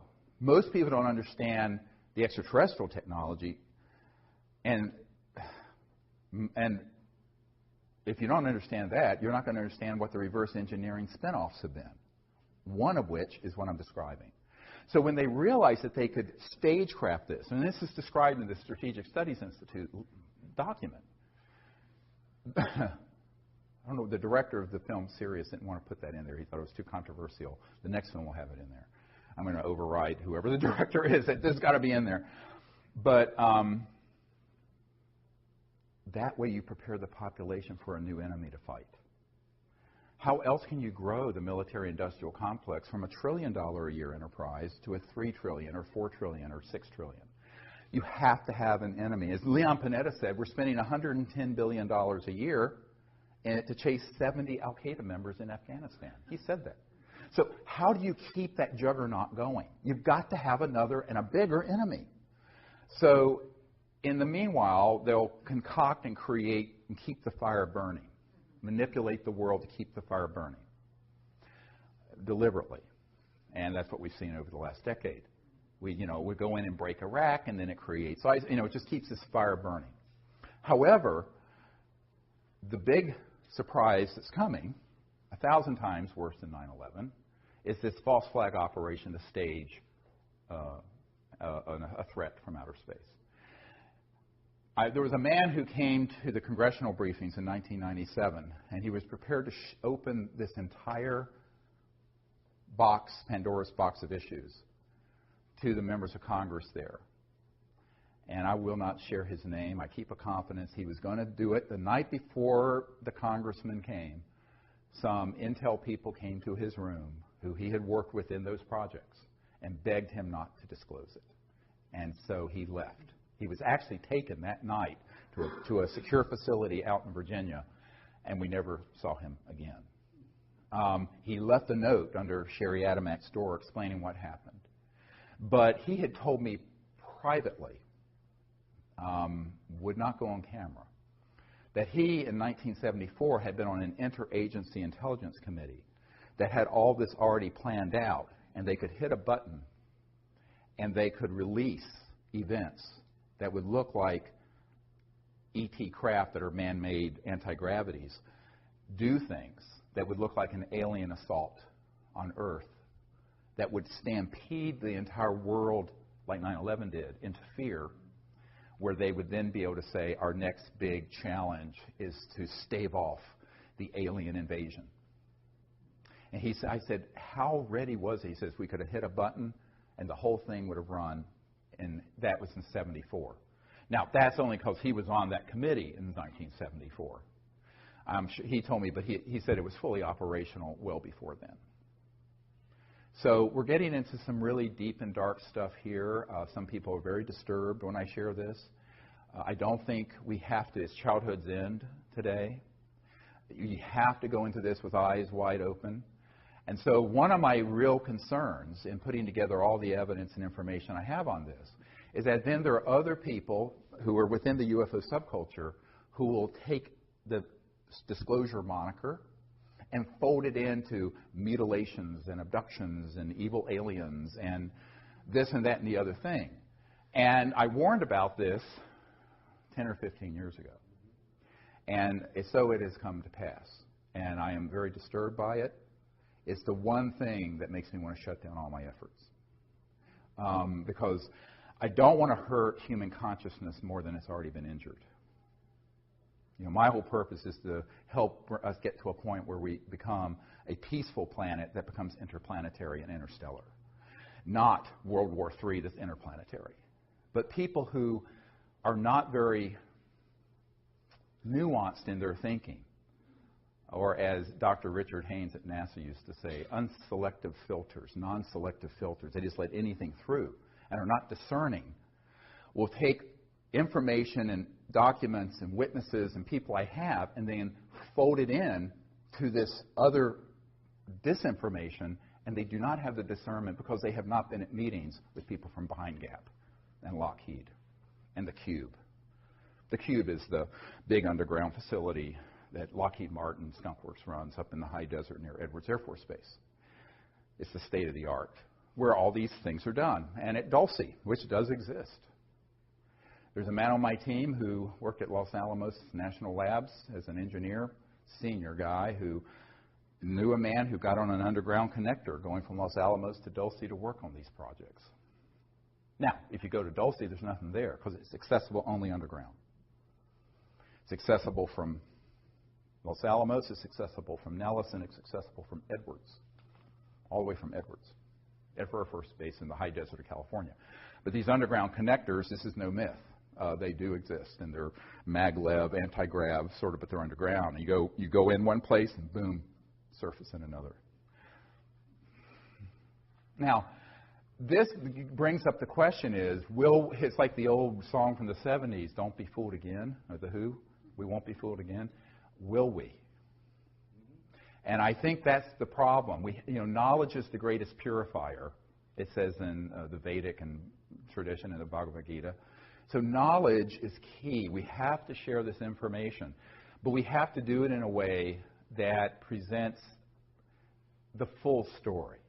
And that's what I wanted to do today, is to provide the background of disclosure, but also how fraught it is for being hijacked by people who lack the wisdom, frankly, and the insight to know that they're being played by the intelligence community like a fiddle, and putting out information that can only pollute human consciousness to convince people, yes, the UFOs are real and the ETs are out there, but some of them we need to be afraid of and fight in the next big world war. One person asked me once, how can you prove that all of them aren't hostile? I said, well, I can't. You can't prove a negative. It's axiomatic. But I was asked this at Wright-Patterson Air Force Base. Let me tell you a little story that's very instructive. So we're there, and there was a colonel there who was in charge of this operation at Wright-Patterson, and Bruce Ashcroft, who was an intelligence officer, although he was posing as a public information officer. He's really Air Force Intel, a suit. And so my military advisor and I, and another man who had worked for the State Department and who was also a naval intel guy was with me. And so I went from the Rockefeller Ranch to Wright-Patterson Air Force Base to this place where all this stuff from Roswell was originally sent. And we had this meeting because it was forced on them by the head of J2, the previous one I briefed, my people brief, Tom Wilson. Admiral Wilson. And when we got in there, we basically said, we're not here to get information from you because we know what you have here. We've already penetrated what's here. We're here to provide information to you so that you do not interfere with what we're doing with the CE5 contact initiative.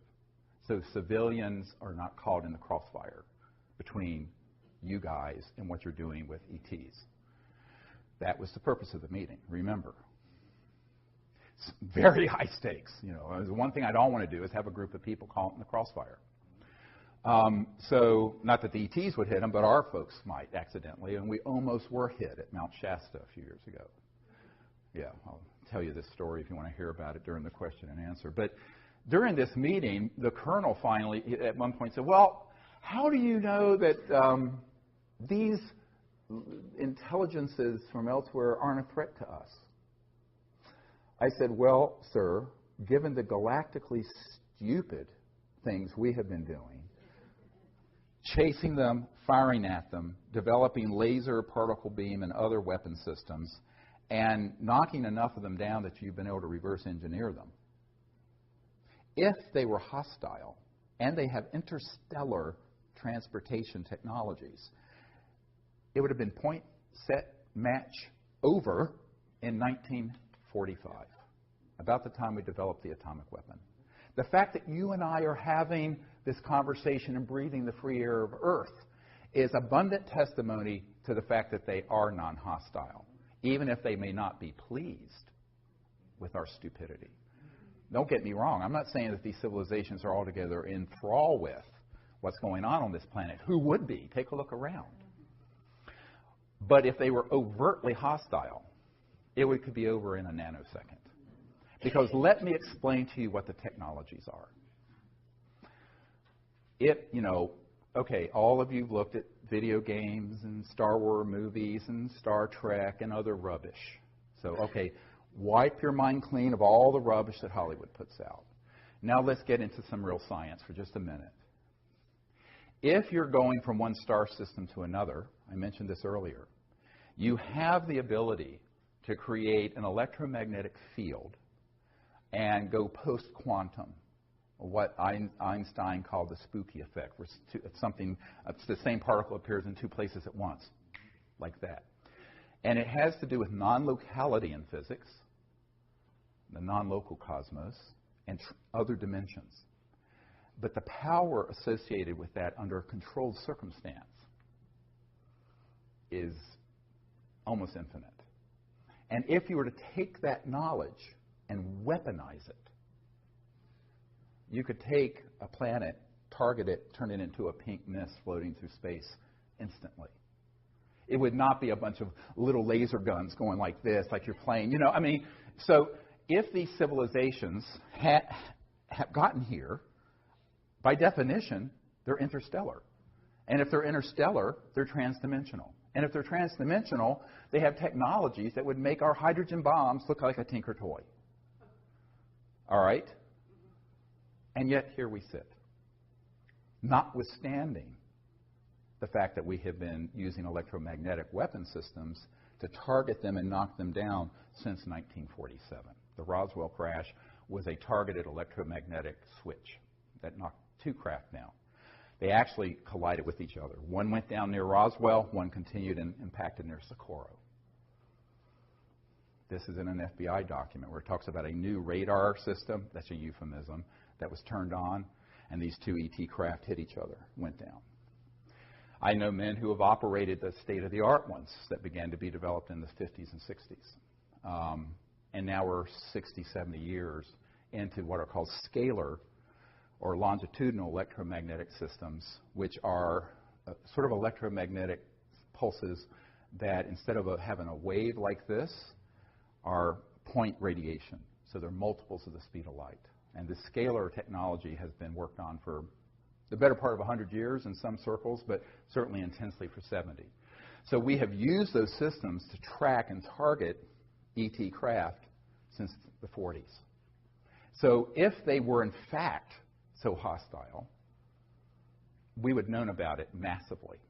Now, it isn't to say that they may have interests that run counter to the dominant paradigm on Earth. But what's the dominant paradigm on Earth? War.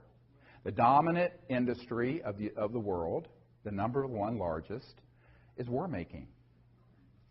And still is in 2015, when we should have had world peace 100 years ago with the League of Nations.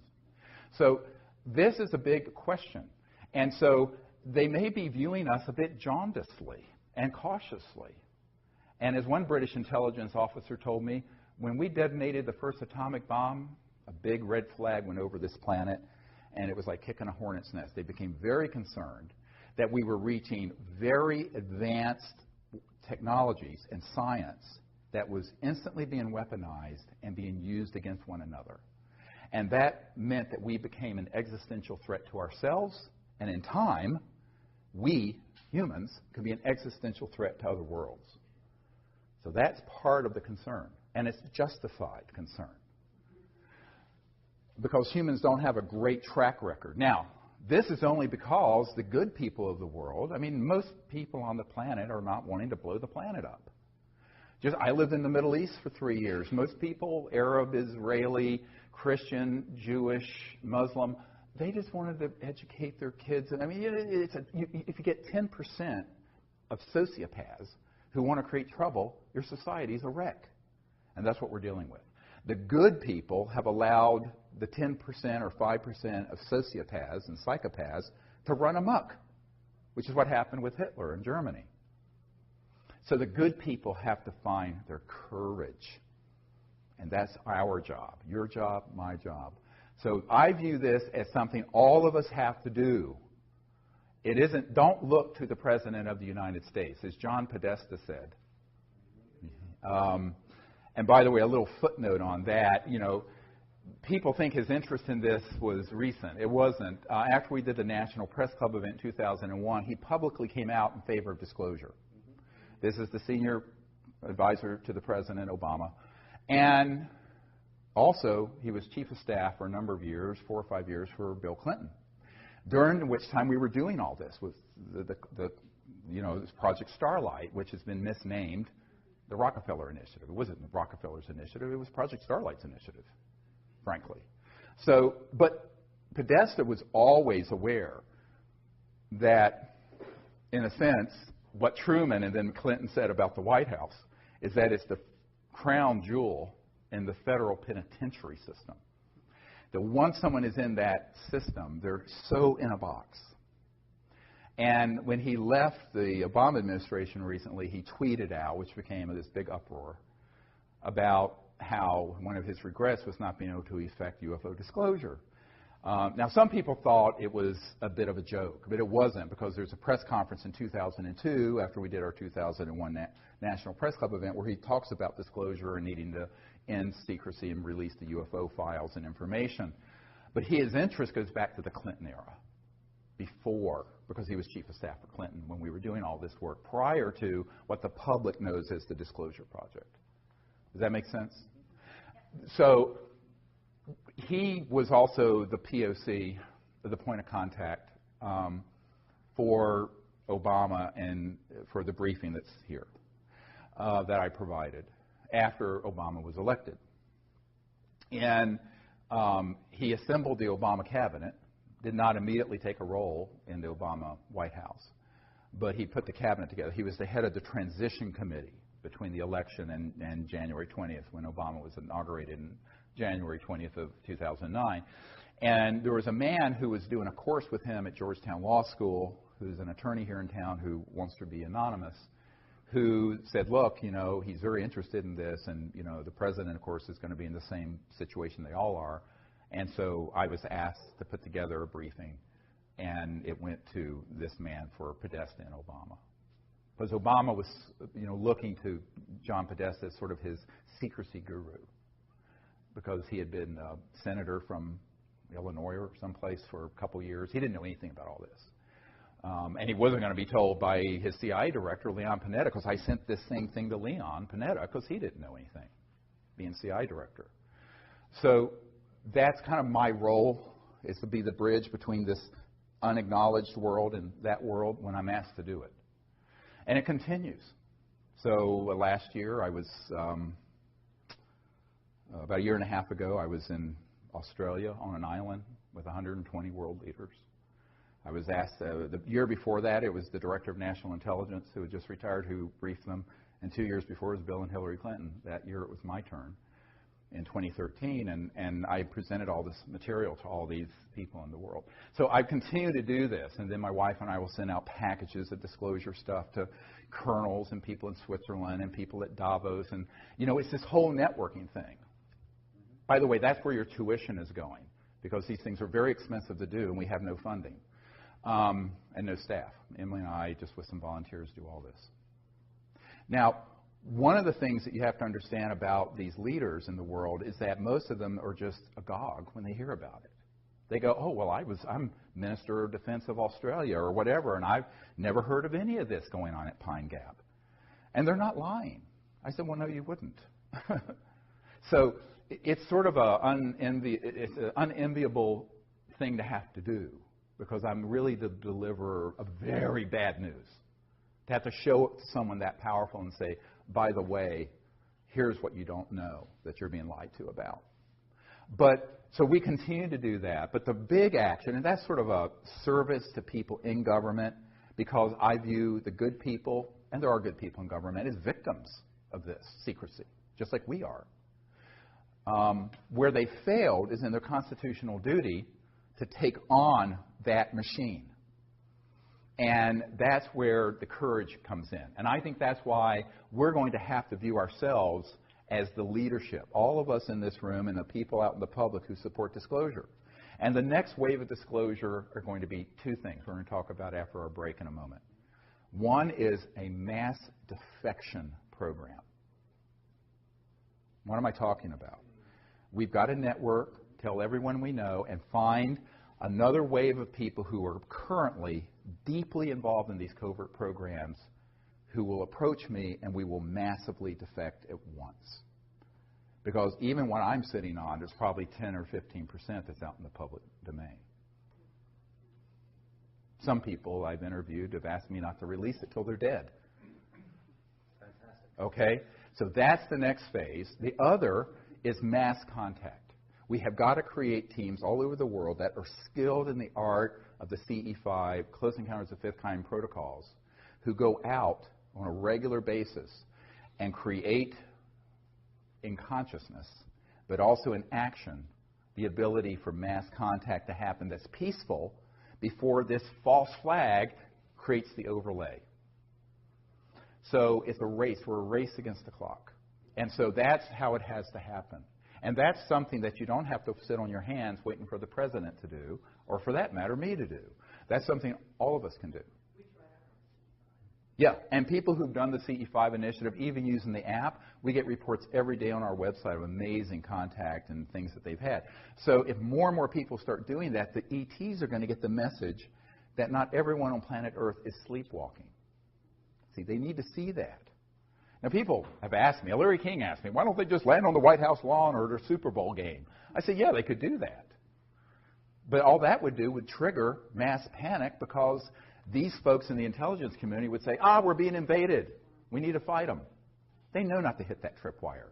They want us to invite them and create the correct atmosphere of universal peace in consciousness and action to make contact. Then they'll come. We build it, they'll come.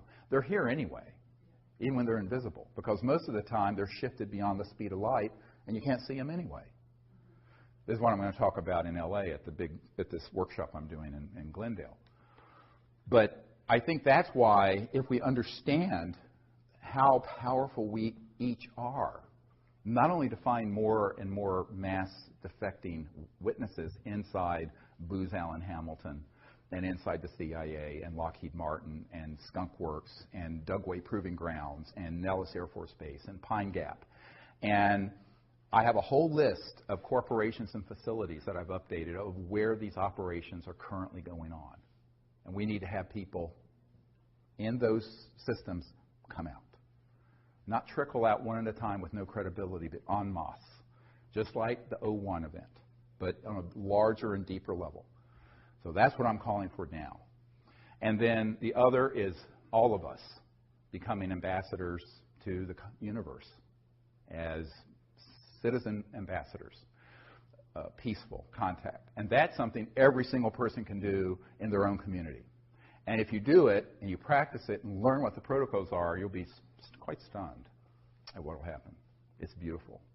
How do these groups manage to get money from the, because they get government money?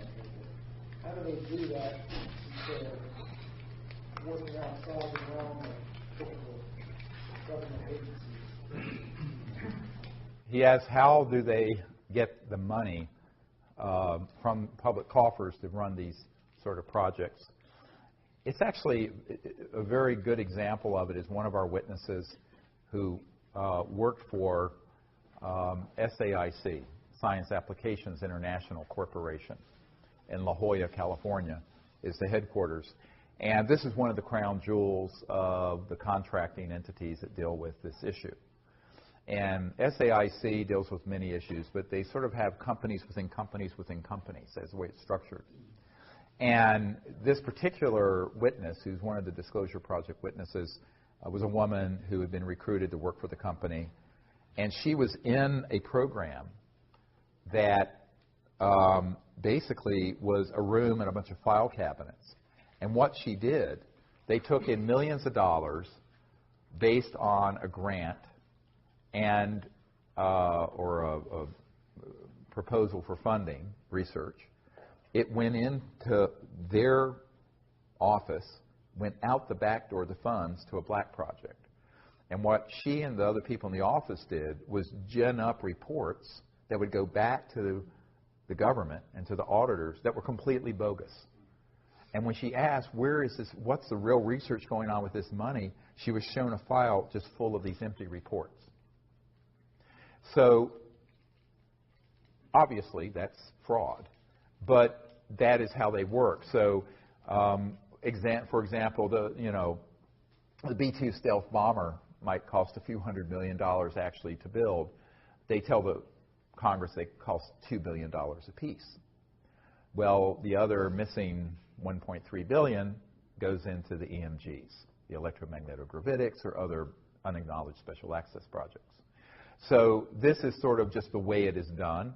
And because of the nature of top secret compartmented, top secret TSSCI, top secret special compartmented intelligence, when you get to the unacknowledged level, nobody unless you're in that compartment, you're not going to report anything out to any external person. I don't care who it is. Certainly not the Congressional Budget Office or the auditors at KPMG or whoever it is. They just don't report it out. It'll be reported out on these phony things. And this is why when Rumsfeld said there's $2.3 trillion unaccounted for, I mean, again, this was not a flaming liberal. It's not Abby Hoffman saying this. This was the Secretary of Defense for George W. Bush and Dick Cheney saying this. So if you don't believe me, maybe you'll believe him, and that it's just unaccounted for. But that's how it's done. This one little example. So a lot of it is kind of overbilling and overcharging. You hear about these massive costs, 500% cost overruns, 1,000%. Well, it's not cost overruns per se. Part of it is that it's just going into a black project and being diverted. But not just Department of Defense and CIA. I have people who worked with the first Bush presidency, Bush Sr., who said that they were pulling money out of HUD, Housing and Urban Development, and other agencies. That would be things that were inflated prices that would then be siphoned off into black projects. And that is done routinely. And so, now, there's another way of doing it. I don't know if I should go into this or not.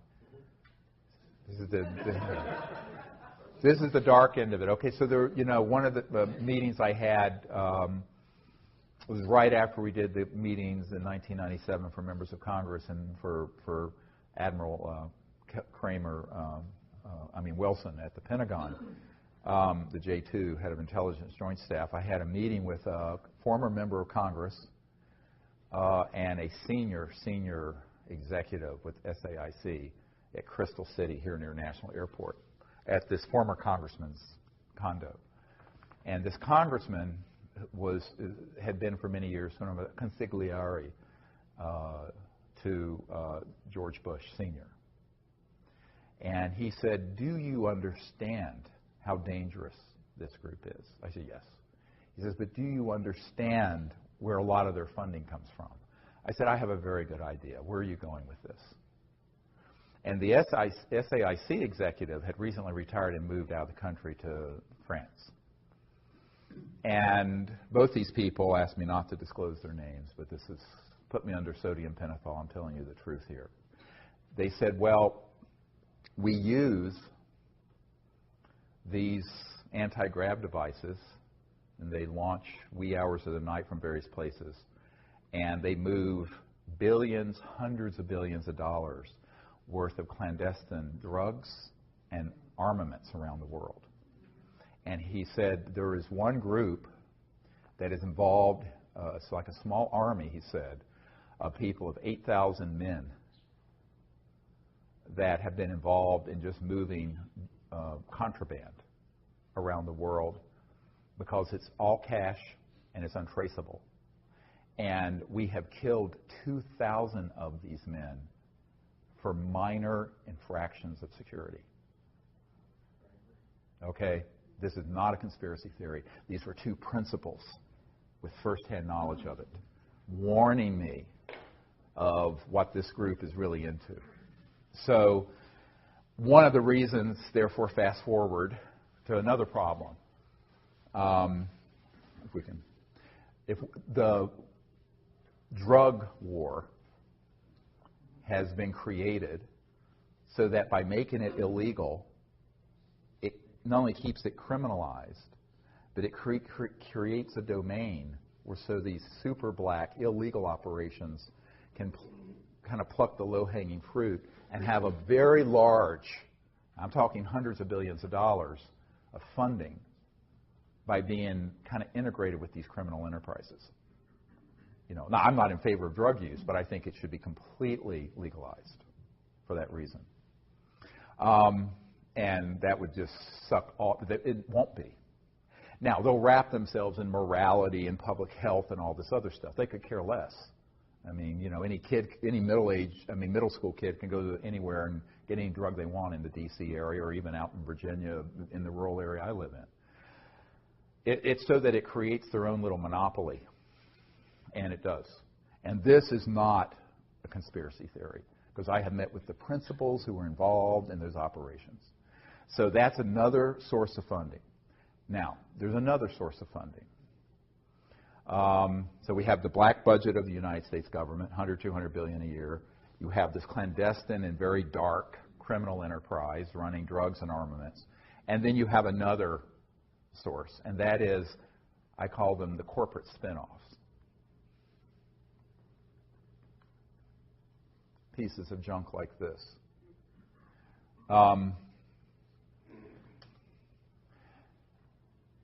The technologies at Murray Hill facility, AT&T in the early days, Bell Labs, Lockheed, there's a lot of technologies that have been spun out of, as Colonel Corso said in The Day After Roswell, that were studied that have made their way into the public.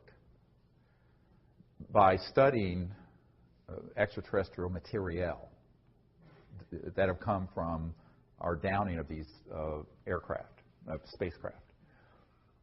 Those end up going first into these unacknowledged projects, but then they get moved into their corporate partners and then get monetized as a product. Fiber optic, integrated circuits, computerization, miniaturization, special material sciences, a lot, night vision technology. A lot of these things came out of those classified projects that were studying ET technologies.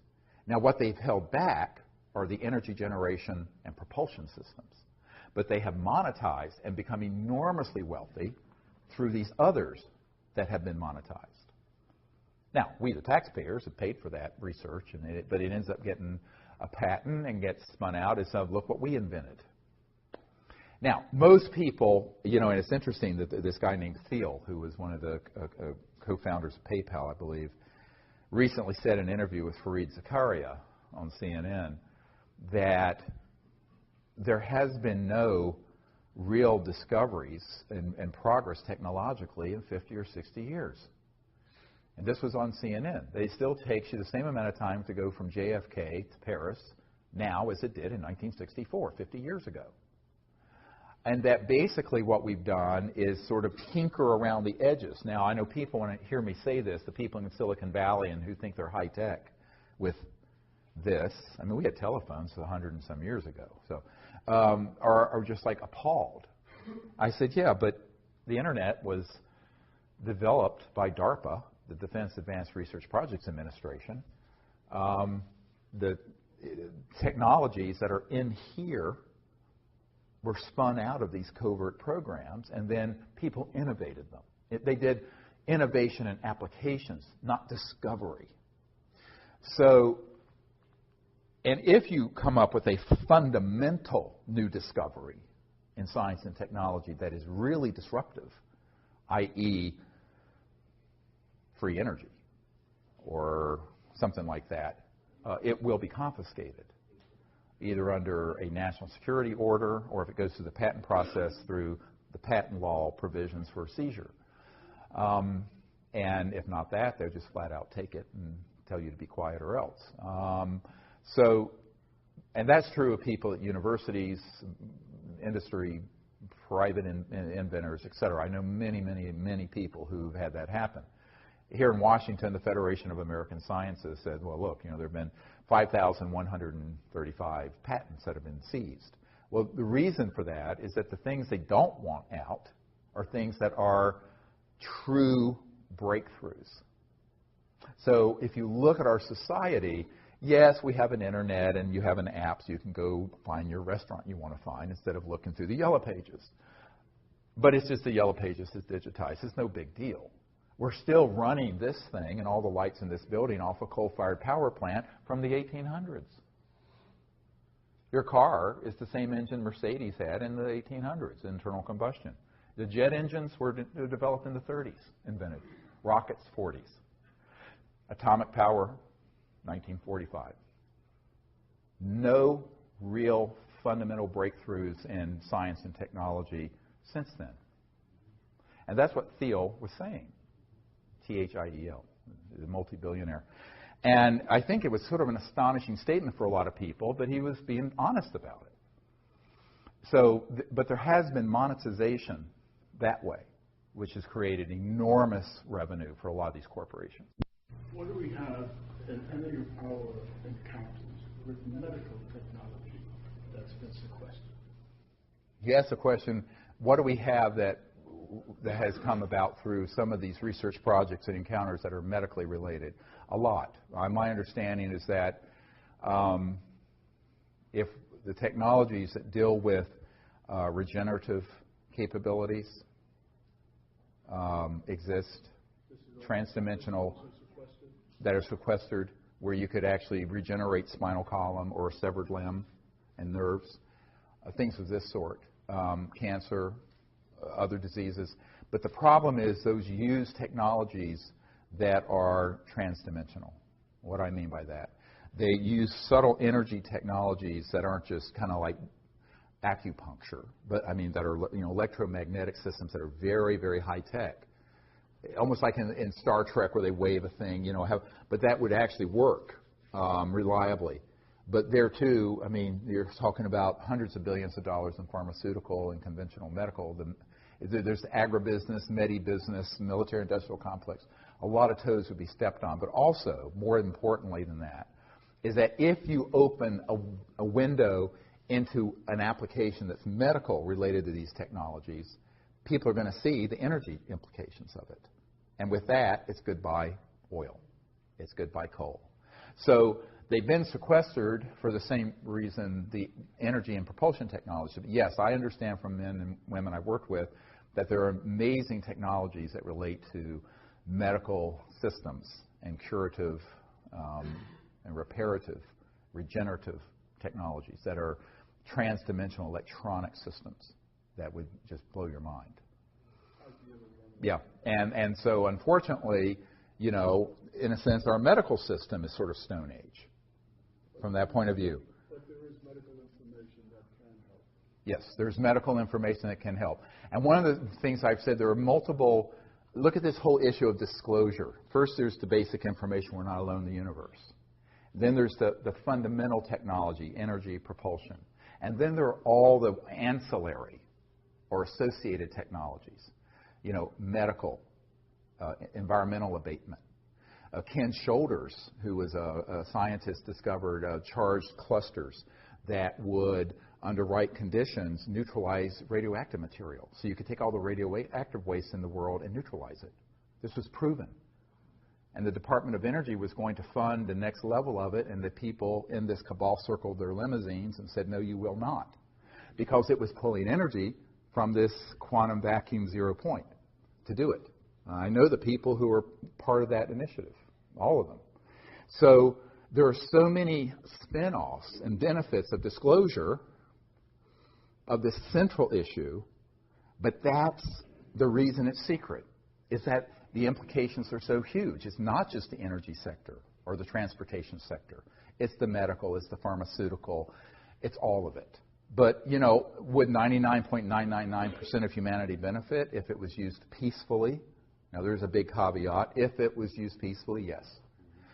The bigger question becomes, as a colonel who was in charge of future technologies for the Air Force, and I discussed here in D.C. not long ago, what if they're weaponized?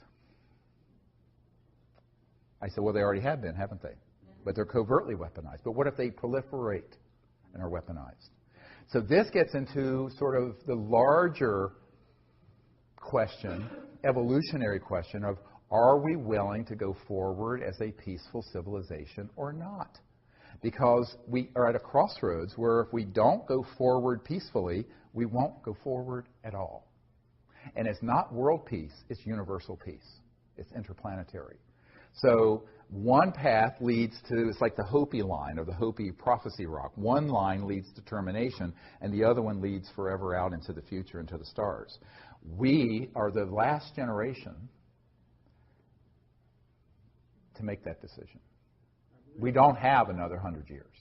So that's why this is so critical. It's why I left my medical career to work on this, because I came to realize, once I realized what was behind the secrecy, why it's so secret, that it really doesn't matter. I mean, yes, I can save one life at a time in the ER, or maybe 3 or 4 when I'm really busy, but I used to have to run multiple code blues. Code blues when your heart stops. But now we have the responsibility of the earth and all of her children for the next thousands of years in the balance, hanging in the balance. So humans have been trying to make this transition for a very, very long time, and it keeps getting thwarted by, let's say, call it special interests, people who are hell-bent on maintaining the status quo of the financial system, the political system, whatever it is. But there has to be, let's say, a nonviolent revolution that has to take place. I'm not a violent person, but I don't think you let these the sociopaths who have another agenda to continue to call the shots as they have for the last 100 years. We have to have the good people step forward. Most people, though, who are nice are too nice. And one thing that I found very early on in 1992, when the head of Army intelligence threatened me, I said, basically, screw you and the horse you rode in on. You get in my way, you'll be in Leavenworth Federal Penitentiary for the rest of your life, because I've got witnesses and documents that involve you in covert illegal projects back when you were a young officer. And he went, oh. I said, you want to get on the dance floor? Come on. Yeah, I've got a lot of stuff that but that's, you know, so that's ugly, perhaps, but, you know, you're not going to threaten me and get away with it. But I think that most people, here's one of the problems, is that people are either too nice or they don't have the courage.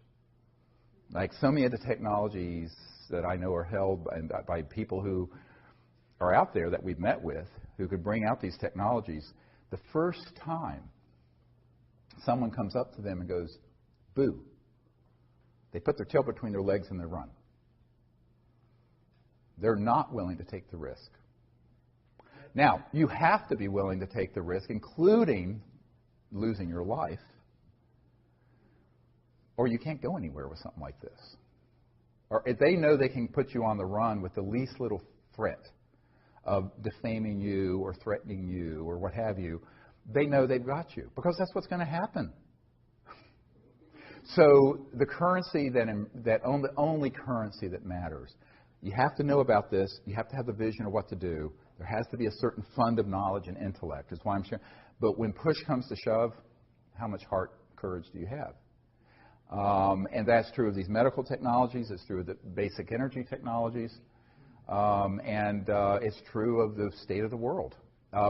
So we have to find our hearts. We have to find our ability to come together so that the good people of the earth prevail over these sociopathic folks who have a eschatological agenda, who love, sort of endless war and have the sort of the crescendo happen with some sort of bizarre, Armageddon type thing. Now, of course, if they keep fooling around, they may get their wishes, because the Earth isn't going to be able to endure 7 billion people living like we do indefinitely. I mean, we have both polar ice caps melting, and the equilibrium of the Earth is becoming, including the magnetic field, increasingly unstable. So this instability is going to increase and not decrease if we stay on the path we're on. It's like the old saying, unless we change directions, we're likely to end up where we're going. Now, regarding disclosure, the issues of free energy technology, is this the proper picture? It seems that the direction of disclosure, looking down the road, is one of greater consciousness. Is that true? Right. Right. So that's what you're really looking for. Well, yeah, he's asking, is the big picture about disclosure is greater consciousness. It's not just greater, it's the correct consciousness that can support a peaceful application of this. And also a new way of, as Einstein said, no problem is ever solved by the consciousness that created it.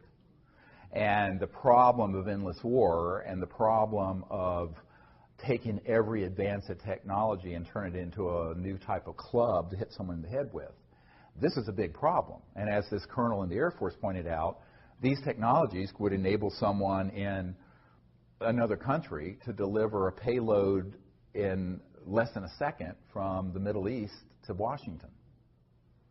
Think about it. Okay, so all technologies can be weaponized. Now, in covert programs, they already have been. But so on the one hand, we have to acknowledge that there's this secrecy. It needs to be overseen properly. But the disclosure is when the work begins. When this information is fully out there, including the technologies beginning to come out, we're going to have to completely change the way the world thinks and works. Now, it's going to have to be a world of collective security, where if there's anyone, anywhere on the face of the earth, that weaponizes and tries to use these technologies for harm, they are stopped by all means necessary. And I mean all means necessary. Could we do it? Yes. Now, do we already have the means to monitor and enforce that? Yes. Why haven't we? Because they want to subvert world peace by keeping endless war going. Because war, for the recorded history of the human race, has been the central organizing principle of every city, state, and nation. And they don't know what to do. How do you organize people if all of a sudden there's world peace? So, an interplanetary peace. So, I always point out, we don't want to have a unified, peaceful world in order to have interplanetary war. Now, this is the going backwards a big step, not forward. So, but that is the biggest jump in human consciousness we've ever seen. And it is a spiritual and social, psychological issue more deeply than it is a technological or information one. Absolutely, 100%. Yes, sir. There's so many people now worldwide working on zero-point energy. It almost feels like the genie's out of the bottle, and the forces of B cannot possibly contain all of them. What is your view? Are any of them close? Yes, so there's so many people working on zero-point and similar approaches, and the genie's getting out of the bottle. Can they contain all of them, and is anyone close? Yes, they can contain them, and yes, there are people close. In fact, there are people who have them. Let me give you one example. We believe there's a fellow named Rossi in Italy who has a device that generates apparently over unity excess energy and heat. Although no one knows the mechanism of action, he's keeping it a trade secret. Very big and probably fatal error. The people I've met with who have developed these systems have all either taken it to their graves or had them confiscated before they can get out to the public significantly because of some central strategic errors that have to do with the idea that they're going to be able to handle that technology like you would a new app or a new Silicon Valley computer system. When you're dealing with something like this, it has to be done completely openly, open source, and you have to have millions of people know what's happening in real time. Stan Meyer took his knowledge to the grave. You know, if you look at the workshop I did about a year ago here, is that there have been literally hundreds or maybe thousands of people who have discovered this same effect, and they've all made the same set of predictable errors based on their handling the technology as if it were conventional technology when it is not. And so I would say, yes, there are people out there who are working on it. Some, I believe, have.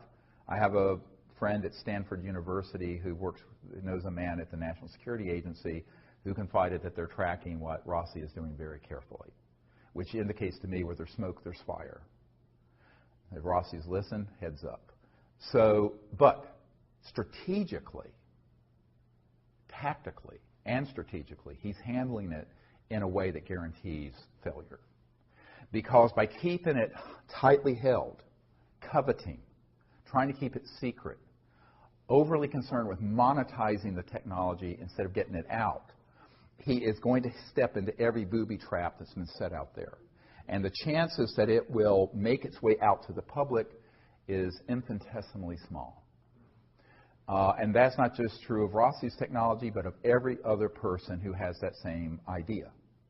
Again, it's because the system exists to hoover up, suck up all those technology and sequester them.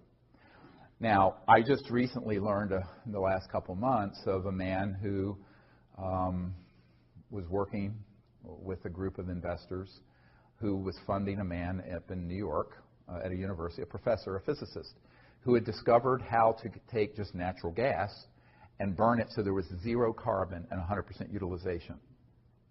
That technology was going through the second round of funding and was bought out by a division of the Army and black-shelved. This is fairly recent.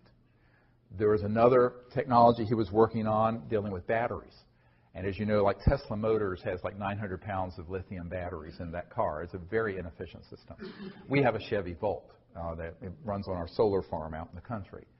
But it's incredibly backward technology. And a group had developed a battery that was, instead of 900 pounds, 100 pounds that would charge in 15 minutes. That would take but it was so radical that Tesla and some of the other groups had put together, I think it was about $1 billion between two different groups to acquire it, and British Petroleum came in, bought it for God knows how much, and black-shelved it. This is fairly recent. So these are not conspiracy theories. This happens every day. So if you have a technology and you go the conventional investor route, funding route, patent route, intellectual property route, it's DOA, dead on arrival. Now, we've seen this over and over again, going all the way back 100 years. So, you know, the definition of insanity is doing the same thing over and over again, expecting a different result. All right? So what I want to say to these technologists and inventors is that don't keep making the same mistake. But ultimately, the money factor and the greed factor and the power factor, people wanting power and money and da-da-da, they really think they can just like be like the next Facebook guy or the next, Standard Oil, Rockefeller family. That thinking is what ends up being their Achilles heel, because ultimately it ain't going to work that way. And someone's going to have more money and power than the next person has, and they're going to buy it out. Or it's going to get sequestered through a national security order. So the only way to do it that I can see is to do it openly, transparently, in real time. Every step of your development is uploaded to the internet, which is my proposal for the energy research and development program we want to do. Well, we don't have the funding to put that together. But if I were just to be put on the advisory board for these new energy researchers, I would say that's the first thing you have to do. The problem is many of them are trying to get funding from people who want to be able to get a return on their investment. So that gets into the question of you have to find people who are true angel investors who want to put the funds in, and they may never see a penny out. But that's very, very hard to do because, it's the golden lamb sort of thing. And that's the real problem. And I think that until we learn that lesson that the last 100 years of experience has given us collectively, we're going to keep making that same mistake. And all I can do is advise. I can't force folks to do it. And we'll see. I would like to see someone make it through that juggernaut. But I'd be very surprised if they do, using the strategies of conventional business, intellectual property, finance, and investor concepts. I've been following your work for a lot of years, and particularly that video that you put out, where there were like 400 and some people that worked for the government. They all stood up at the podium and they spoke. I was amazed that you put that out there. But I read an article that you had put out talking about Buzz Aldrin. He had died back in November, and you put the article out about his death and how his family couldn't speak about. Oh, I think that was Neil Armstrong, actually. Neil Armstrong. Yeah, the first man to walk on the moon. Yeah. Exactly. And you said that when he landed, he saw something that he couldn't talk about? Yes. What was it? Yeah. This is a really great question about what really happened. My uncle worked for Grumman, that became Northrop Grumman, and Grumman had the contract to build the lunar module. It landed, a funny-looking thing that looked like a spider. It landed on the moon in 1969 on July 20th or whatever it was. The first two men on the moon were Neil Armstrong, and after him, Buzz Aldrin. Yeah. And back when we were doing these briefings for Congress, and in fact even before then, the Asilomar gathering in 1995, we reached out to Neil Armstrong, because I knew from contacts and family that when we landed on the moon, we weren't alone. Okay. And that Neil Armstrong, there were two people who've been on my team for many years who were good friends of his family. And so we reached out to him and invited him to come to those events, and he politely declined and told us that it was made very clear to him and the other Apollo astronauts who witnessed this first event, where when we landed at the crater on the moon, the rim at the top of the crater was, quote, crowded with UFOs, craft that were up there, multiple of them, and that these were filmed.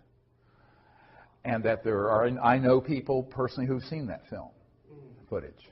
And that's why the film footage that came back to the Earth, we did go to the moon, but some of the footage, it doesn't make sense because the flag is moving.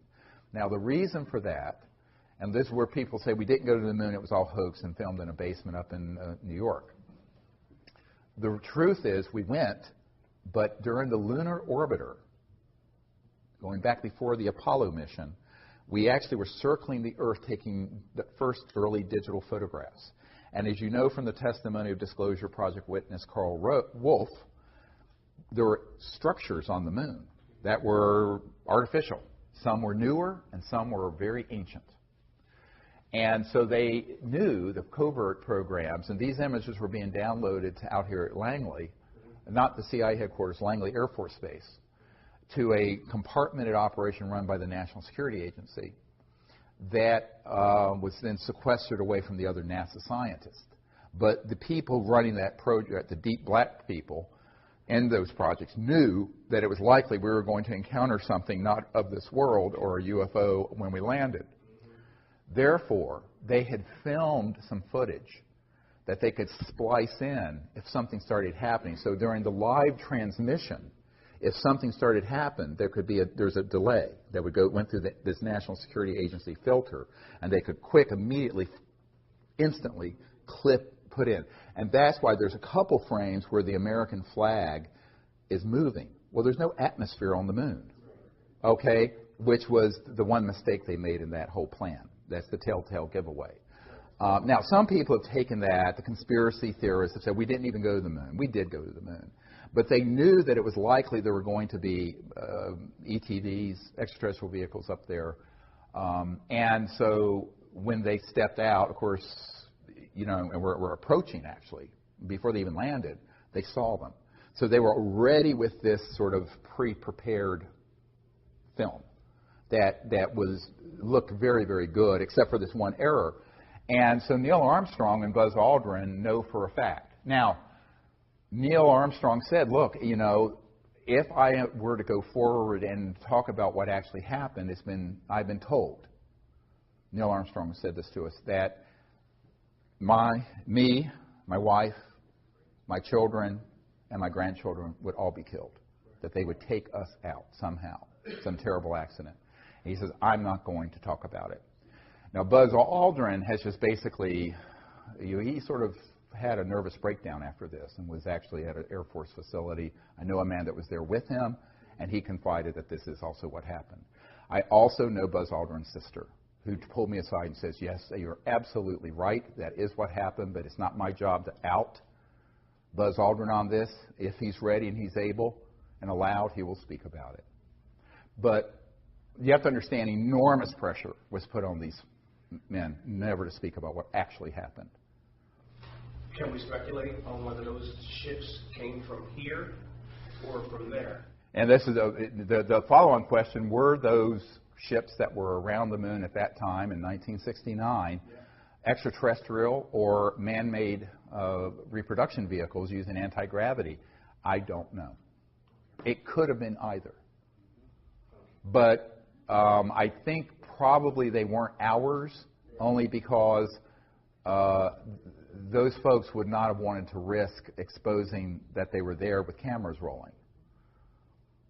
Okay, because that would have, of course, ended the fact that they have these secret aircraft, a secret space force. They would watch TV and move to a space shuttle. So that's one of the problems. That's, you know, I've thought about it, and the answer is I don't know, but from a logical point of view, I doubt it was ours. Okay. Now, you know, one of the things that Neil Armstrong was overheard saying, and this was reported in Timothy Good's book, Above Top Secret, is that Neil Armstrong stated that we were essentially warned off the moon. That, in other words, these civilizations did not want us going to other moons or planets to colonize them with the consciousness of nationalism and the Cold War. Because remember, the Apollo project was really a proxy for the Cold War. The United States was in a complete panic when Sputnik overtook our space program, the Soviets. And so the race to the moon was part of, and always was part of, the military competition between two huge superpowers, the old Soviet Union and the United States of America. And so when we went there, but we went there not as a peaceful world civilization, but as a competing Cold War effort that were armed with thousands of thermonuclear weapons, hydrogen bombs, pointed at each other. That was not the consciousness that the ETs want to see us going into space with. They want us going into space with the consciousness of peace and cooperation, not militarism and war. So that's sort of your, let's say if there's an entry ticket to space exploration, that's the main one. And we haven't quite reached that point, have we? So I think that's why Neil Armstrong said, I don't know what was said or done, or what was done by these craft, but he said it made it very clear that they weren't real happy that we were going there in this way. And that's, in my opinion, why we wound down the space program to the moon. You know, my uncle was involved with this, and there was all kinds of plans to put colonies there and buildings and have, you know, people living in sort of like domes like they have out at the biosphere in Arizona and what have you, and all that was shut down. Now, the excuse they gave was budgetary cuts, but I don't think it was budgetary cuts. I think it was because, you know, it was quite clear that we were going out there immaturely as a warring civilization and not as a peaceful world civilization, which is the requirement. Yes, ma'am. But Kennedy had talked to the Soviets about going jointly. Was that a peaceful thing together, or what prompted him? What did he know, or what was behind his question? Because he took a lot of flack. Yeah, Kennedy did want to do an international, from the beginning, space program. And, you know, when he was assassinated, Khrushchev wept and stated, now we will not have world peace. Because Kennedy, and actually Bobby Kennedy said this, Bobby Kennedy Jr., who I've met, said this recently on a CNN interview, is that his intent was, in his second term, to get completely out of Vietnam, to do a cooperative, and to make total peace with the Soviet Union. Now, of course, there goes $1 trillion in military industrial intelligence spending. And they were not happy about that. He was also going to disclose this UFO issue. And I think there were a number of reasons why, you know, he was just not willing to succumb to their view of how the world needed to progress with endless conflict. And that's why there was no second term of Jack Kennedy, in my opinion. Now, from what I know, and this is also somewhat corroborated, although in a bit of a titillating way, with the document I got from the National Security Agency contact I have. That's the Marilyn Monroe document. And in the Marilyn Monroe document, it's a top secret document that was handed off to me, never declassified, authenticated by a man who used to be General Odom, O-D-O-M's right-hand guy, who was National Security Agency head for years. And in this document, it was a wiretap summary that the CIA wiretapping a bunch of people, but mainly Marilyn Monroe, who, as you know, had an affair with Jack Kennedy and also with Bobby Kennedy. And they knew it was coming too public, and so in 1962 or whenever it was, they cut that off. And she was furious, so she was calling up Bobby Kennedy, the Attorney General, and an art dealer named Rothberg in New York, and other people, saying that she was going to hold a news conference to tell Jack Kennedy, to tell the world what Jack Kennedy had told her about, quote, objects from outer space that were recovered in New Mexico in the 40s, clear reference to Roswell, as well as some other matters. That wiretap summary is dated the day before they found her dead. Now, when I brought this up there was a famous actor and singer named Burl Ives, who used to be on our executive committee, and he was friends with Marilyn Monroe and Elizabeth Taylor. And Burl Ives, when I showed this document to him, he just held his head. He says, we all know Marilyn was killed, and that it wasn't an overdose. We didn't know why. And he was a 33rd degree Mason. Burl Ives was. He has a room in this building next door, the big 33rd degree Masonic temple next door. And I said, yeah, well, Marilyn didn't know what kind of big toes and big gorillas she was stepping on. But, of course, the whole world would have covered that press conference. It would have been sensational. And so Marilyn Monroe almost certainly was assassinated because she was going way too far off the reservation.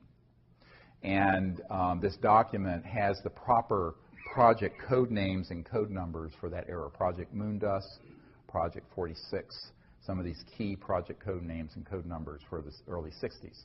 I have that document. It's in my first book. It's there for anyone to read. It's explosive, and it's dispositive, actually. But unfortunately for Marilyn Monroe, you know, she didn't realize that this was non-trivial.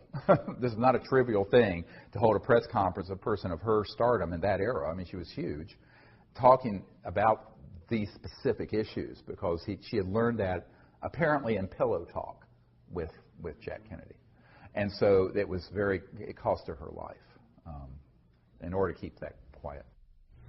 Well, I was wondering, the organization, this invisible organization that more or less runs the whole thing, if you were going to put a face on it or an organization, do they hold regular meetings or how do they operate?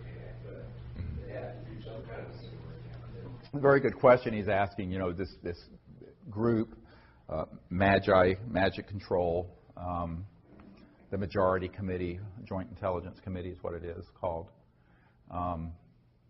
That's where magic comes from, MAJIC. They do have meetings. It's actually transnational. There are people from other countries involved with it, not just U.S. Always has been transnational. The U.S. is key because it's the economic and technological powerhouse, but Great Britain is also very important in all this. And, you know, there are various people who have been on the senior committee, such as Admiral Bobby Ray Inman. I know for a fact he was the head of the National Security Agency. Prior to that, he was Deputy Director CIA. And then he became a board member of Science Applications International Corporation. So I know a number of the people. I've met with some of the people who are on this group, including people who are deep covering the CIA and elsewhere, and former members of Congress and other SAIC executives I've met with. But, you know, it's also very compartmented. So in other words, you may have 200 or 300 people on in this group that are the sort of committee, but even within that, it's a pyramid, and there's compartments within it. Not all of them know what is everything going on. It's not like it's an all-access pass. And some have gone rogue, splintered off and kind of gone rogue, even within the rogue. Rogues of the rogue, if you get my drift, which is why it's so dangerous.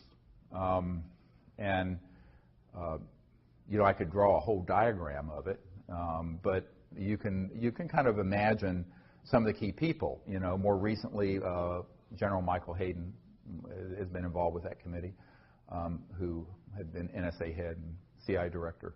So some of these people are known in the public, most aren't. And what I would say is that a lot of the folks who are in the corporate contracting world, what's called WFO, work for others, contracting, are key to this.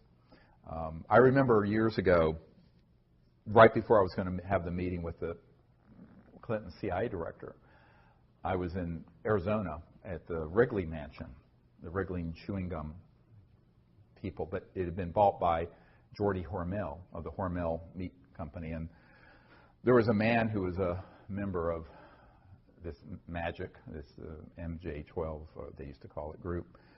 And he asked me to come to the mansion late at night, 10, 11 o'clock at night. I went there, and it was Jordy Hormel was nowhere around. They were just using the facility. And this was a high-tech digital guy, and who actually moves around in the UFO subculture. And we were at this table. It looked like a big conference table, and all these suits were there and people. And they were basically, you know, telling me that I was barking up the wrong tree, meeting with the CIA director. And this man pulled me aside, and he said to me, the CIA director and president doesn't know about this, and they're not going to know anything about it. If you want to know about what's really going on, come talk to people like us. And it was a whole room full of folks like that. Spooky. And then it was interesting because, you know, a couple years before, the former head of Army Intelligence had offered me $2 billion if I would stop doing what I was doing, close my operation, and join his group. He had a $2 billion slush fund out of Eastern Europe. And I said, no, thank you. And that was when $1 billion was a lot of money. And when I refused, and he went to my wife, tried to convince my wife that I should do this. But this was 2 years later, and this guy said, you know what? This is how they operate. We checked you out. You're a doctor. You have really good credit. Take out all the credit cards you want, and you can run all your operations, max them out each month. Because my group, we run the supercomputers that back up the global financial system, and we'll just zero them out every month. That's what he offered. We'll just zero all your credit cards out every month. I said, well, that's very nice of you, Jim, to offer that, but then you would own me, wouldn't you? Because you'd have a record. And I said, I'm afraid I can't. He says, no, we're just trying to help you out. You see how this works. That was in 1994, 93, and then 94. So that, I've, over the years had multiple of these sort of approaches, which is quite bizarre. And you couldn't make this stuff up. If you put it in a movie, people would think it was fictitious. But it is how they operate. So the corporate and contracting end is really a lot of where the action is with these large corporations and their compartmented groups. And then within certain agencies, there are select folks who are on this committee. So it's not all one thing, but they do have meetings and, it's evolved over the years. My understanding, I was told this some years ago, that about 70% of that group favors what I'm proposing. But the other 30% who are the really violent ones are opposed. And they don't mind killing one of their own, like Bill Colby. Bill Colby was in this group. He defected, but he did it alone. And he was going to make a run at the crown jewel of what they were keeping secret, and that's the energy technologies. And that, as I mentioned, that week they found him floating down the Potomac River. So I think that was in 95 or 96. But, I think this is why, I've had some very tragic things happen in my life, if you read between the lines. And that's why I decided I had to find other ways of doing this where we don't increase this body count. Yeah. Yes. Okay. First thing, sorry about my terrible accent. No, you're fine. Okay, so this is an important and personal question for you. How the ET choose you and how they decide you are the right person for making contact. And if that happened and they contact you after that, what to do? She's asking how the ETs choose, not me, but you, a person in general, to make contact. I think that there's a saying that's been, I think, inappropriately translated. Many are called, but few are chosen. I think it really is supposed to say, many are called, but few choose to answer the call. And so I think that there have been knocking on our front door and our back door and our side door for a very long time, these civilizations. What they're waiting for are people who will approach them without fear and prejudice, without violence, who understand a little bit of their reality, who will educate themselves a little bit about what it means to be interstellar. And to be interstellar means to be in an extraordinarily high state of consciousness, personally, but also your technologies are interfacing with consciousness. And so that's why,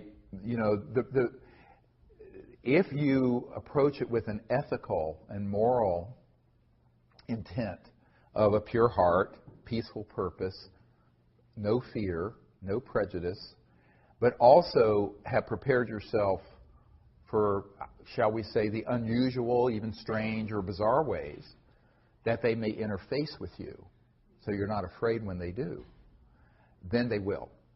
But they expect a certain level of you being educated and prepared. And then they will. And I don't think it's, I've always said, I don't think I'm special. I don't think anyone is disabled from being able to make contact.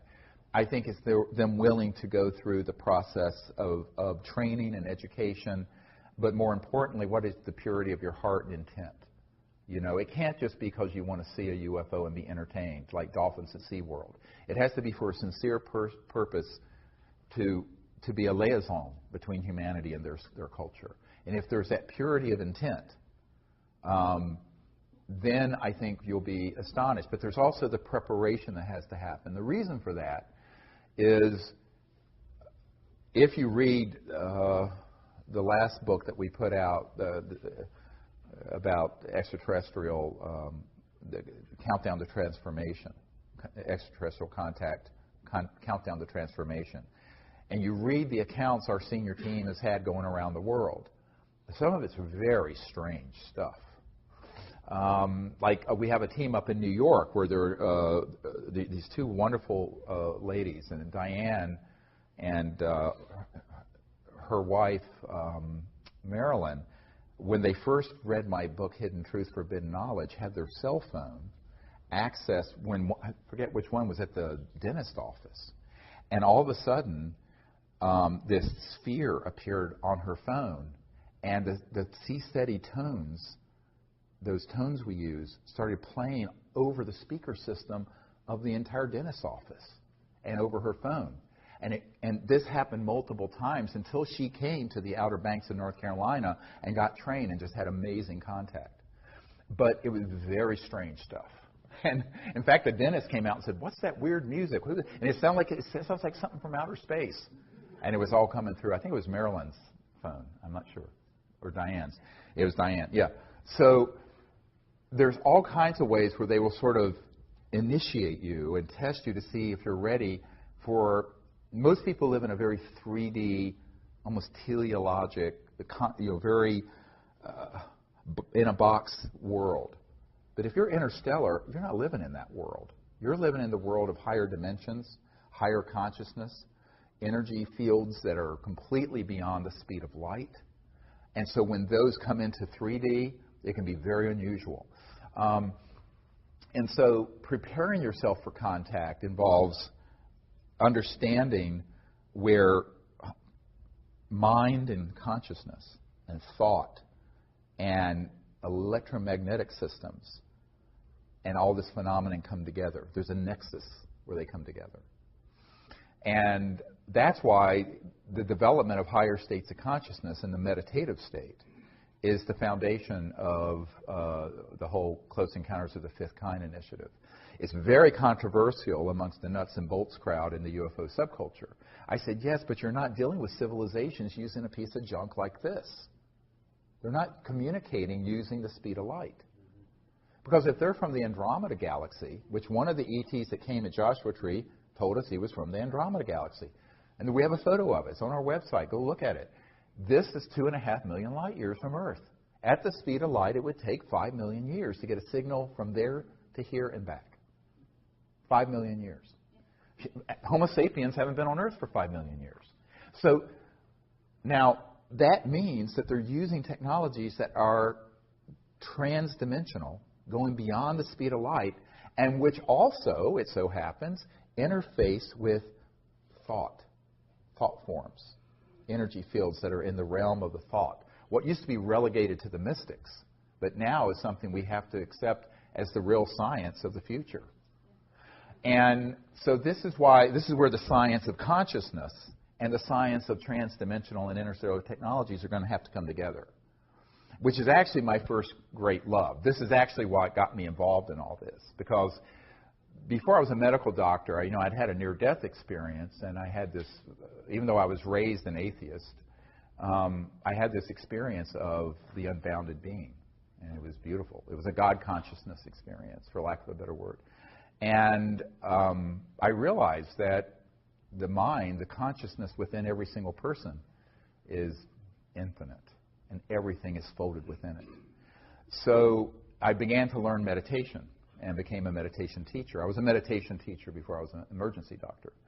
And what I learned was that this became key, and that's why right after, 6 months after that near-death experience, I had this amazing contact experience that I recount in Hidden Truth, Forbidden Knowledge. But I think that it makes total sense, and it's the sort of thing nobody really wants to talk about in polite circles scientifically, because it sounds too weird.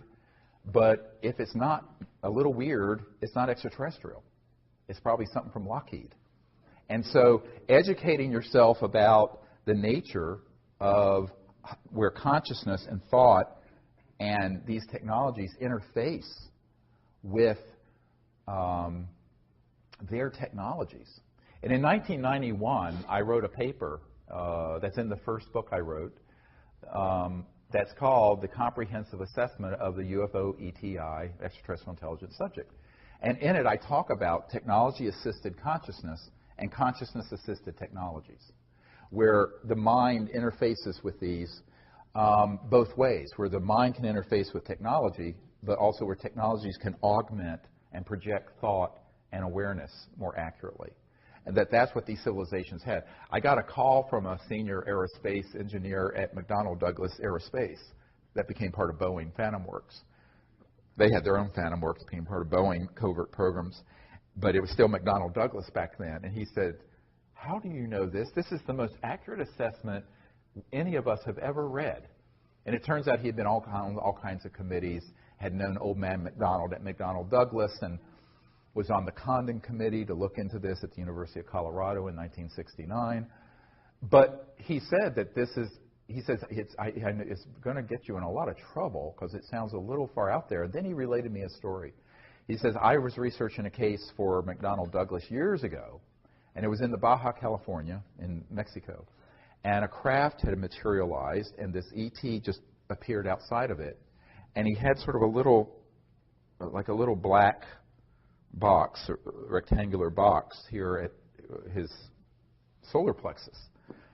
And the person who had the encounter said that as clear as you would hear words in your ears, this being was communicating with his mind.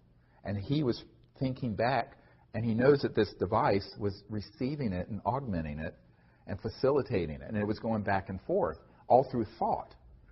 And he said that was a very, very solid case. He interviewed the people directly. And I said, well, that doesn't surprise me. I said, how else are you going to communicate interstellar? You have to go at the speed of thought, not the speed of electromagnetic signals. Now, this, of course, opens you up into the ridicule of the tinfoil hat crowd.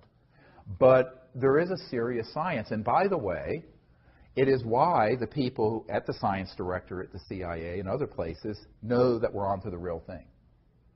I had an NSA guy come up to me and said, they're very mad at you because you figured out the Rosetta Stone of contact. And it involves consciousness and thought, transdimensional physics.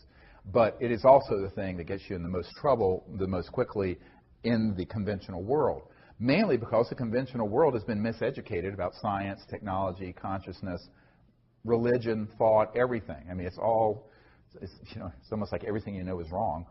But or partially wrong.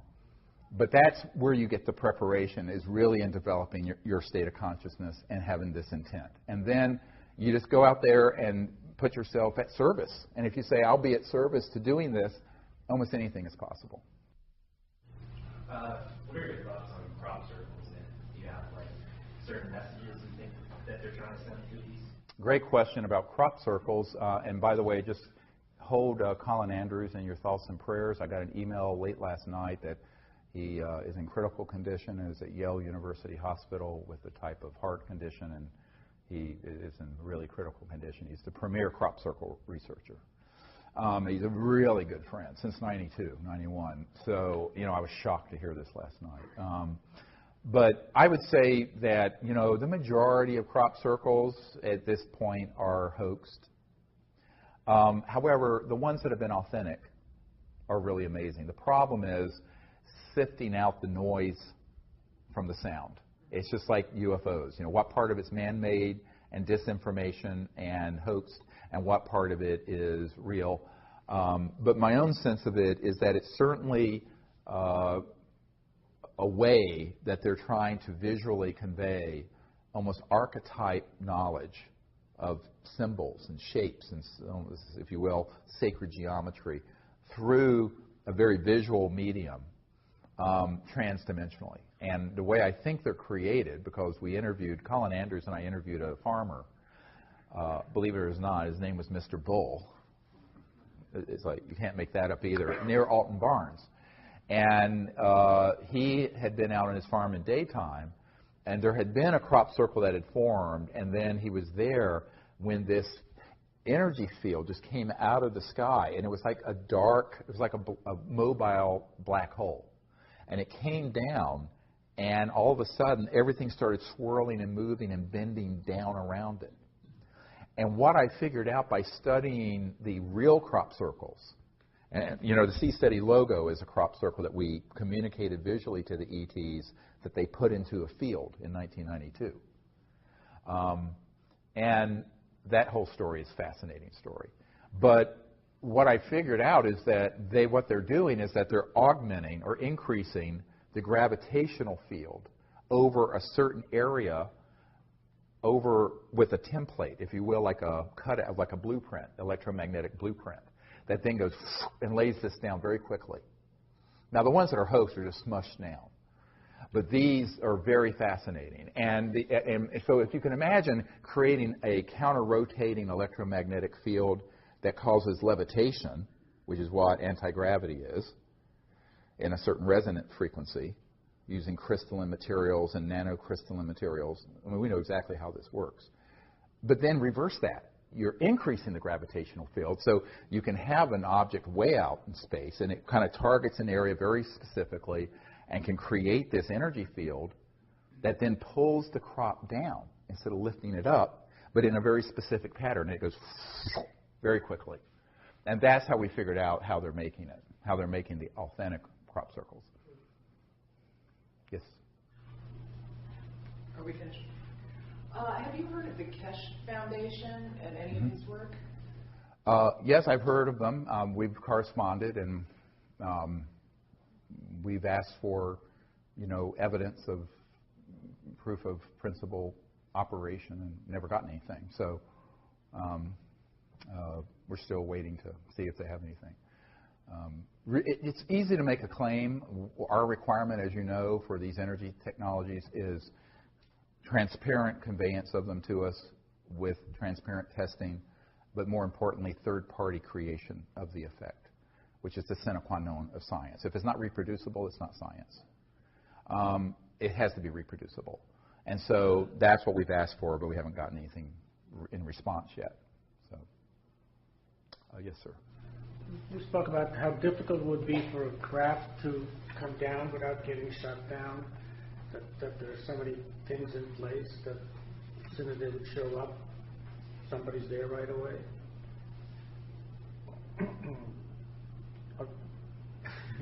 Is there a question? Oh, yes. Well, he's asking about, this whole issue of when you're, setting up a CE5 or wanting to invite ETs to come into an area, what kind of things might interfere. And the problem is that in the last 60 years, we've gone from, or 70 years since Roswell, we've gone from fairly primitive electromagnetic targeting to very sophisticated ones that are space-based and on aircraft. And these have been used. Now, we were at Mount Shasta a few years ago when we were doing CE5, and there was this really not fully materialized craft. It was like a sphere of pure white energy, light, visible. Everyone saw, 30 people, 40 people. And it was floating towards us out of Mount Shasta, about 12,000 feet elevation. And we were at about 7,000, so probably about 5,000 AGL, above ground level. And it was coming towards us. And there was a very high altitude, it seemed like it was a 747, especially equipped, and a burst of energy came out of this aircraft. And at that instant, this partially in this dimension craft vanished, and this energy field, it was invisible, but came in about 200 yards in front of us into the woods and crashed through the woods, ripping the tree limbs off in the trees, and actually impacted the earth and went boom, and then boom, boom, boom, boom. It, for 15 seconds, shook the earth. And I thought we were expecting to see a mushroom cloud. Nothing. It was just a directed energy weapon. And I've that was one of the few times where I was really scared for my group. And I thought, my God, we're all going to get killed. And everyone there saw this. And that's when, you know, a few things like that happen. And that's why one of our protocols is always let the ETs know, don't do anything too risky, because we don't want you or us to get caught in the crossfire. This is why we initially started these briefings with the military, to ask that we have them deconflict their operations with ours, but they didn't listen, because the operations that want to interfere. Now, why would that happen? They don't want CE5 events to go so far that it results in a massive, open, dispositive event that can't be ambiguous. And that's why it tends to be quick, strange. Now, can that change? Yes, perhaps. But people have asked me, why don't you go to the Amazon? Or I don't think it matters, because the weapon systems I've been briefed on are geospatial. They can be moved, and there can be on what look like satellites or aircraft that can be anywhere in the world. So I think that that's why, as the head of this, I mean, there are thousands of people doing the CE5 initiative. I always tell people the biggest liability is if I'm there. So do it without me. Because they don't have enough assets to keep track of thousands of teams, but they can keep track of where I am. So, but when this happened, it made me realize that they had some new things that were quite amazing. But luckily, this particular ET object wasn't fully in this dimension. It was almost like a plasma energy that was floating towards us from way up in Mount Shasta. It came out of the mountain. And we have actually some great videotapes of those objects coming out of the mountain. But this one was actually coming towards us when this object fired. And so that's why I always ask the ETs, you know, come, but don't do anything that is too risky for you or us. Do it only if it's safe and appropriate for this time and place. And, you know, I don't think that this is a huge problem for local contact teams that have 4 or 5 people scattered around, because, I mean, this group is large, but it's not omniscient and omnipresent. But when I'm doing something, and it's obviously been announced, and we're there with a whole group of trainees, it's certainly going to be monitored. So that's why I tell people that it's great as a training event. We have amazing sightings and events happen. But, I mean, the good news is I'm there. The bad news is I'm there. I mean, being quite honest with you. Yes, sir. How would you, the contacts that you have, the communications that you have, how would you characterize them? Do they break down into, do you communicate about the same things or the same general things each time, or is it just all over the place? He's asking, you know, how the communications kind of break down into different types of communications and information. It actually is different with every group. And every time we go out, there's something new that happens I've never seen. And I've been doing this for 25 years. So if you read the book, Extraterrestrial Contact, Countdown to Transformation, what you'll see in that book is that there are literally thousands of different phenomena that happen and have happened over the years. And it runs the gamut to fully materialized objects that appear right over us, and people getting remote viewed information consciously, to, we were sitting one time out in Orange County, and sitting right in front of all of us, I was doing just a weekend thing, there was a voice that started talking right in front of us in thin air. Is there a consistent message, though? It depends on the group. And the message, obviously, is that they're very happy we're doing this, and it's always a welcoming sort of a feeling. But sometimes there is very specific information, and it just depends on the setting. When this ET I call Bijou, who appeared at Joshua Tree, the one that looks like this luminous figure floating outside the circle, it was a very specific welcome from a group of people. Now, the way that was preceded was that we were in our circle up in the Joshua Tree National Park, and we were at a break, and I'd walked out east of the circle out into the desert, and I was with a group of people on my team, and suddenly there was like a sphere that fully materialized right beside me and walked with me. And I said, oh, they're here. So we went back to the group to get people back together, because they're all scattered. There's 30, 40 people in the desert. And it's pitch black. And all of a sudden, we hear a group of 4 or 5 ETs talking. And they're outside the circle to the southeast. And we could hear mostly, it sounded like female voices except for one. I heard a male voice. And by the way, almost everyone heard this. And I have these really good night vision binoculars, like generation advanced. And there was nothing there where you heard these people talking. So I turned to everyone, I said, we need to get back together in coherence and sit down. And I asked someone to take a picture. So Raven, a member of my team, was just holding her breath, but she didn't have a tripod, and took a picture, 3 or 4 second exposure, and in it is this being floating right outside our circle, turned and waving. It's not Photoshopped. That is the single most important picture in the history of the UFO subject, because it was a CE5 diplomatic initiative that ended up having photographic proof of it, our contact team. So it's been roundly missed by most people. It is the single most important piece of evidence in the last 100 years that I know of. So anyway, it was beautiful. And then we went into this meditative state, and there were all kinds of information that we started getting. All our electronic, we have these magnetometers, magnetic field meters, and radar detectors, and other high-tech stuff, all started talking. And it went on for about 2 hours. It was amazing. And so figuring out what they're actually communicating is an art of, as someone would say, is it telepathic? I said it's sensing.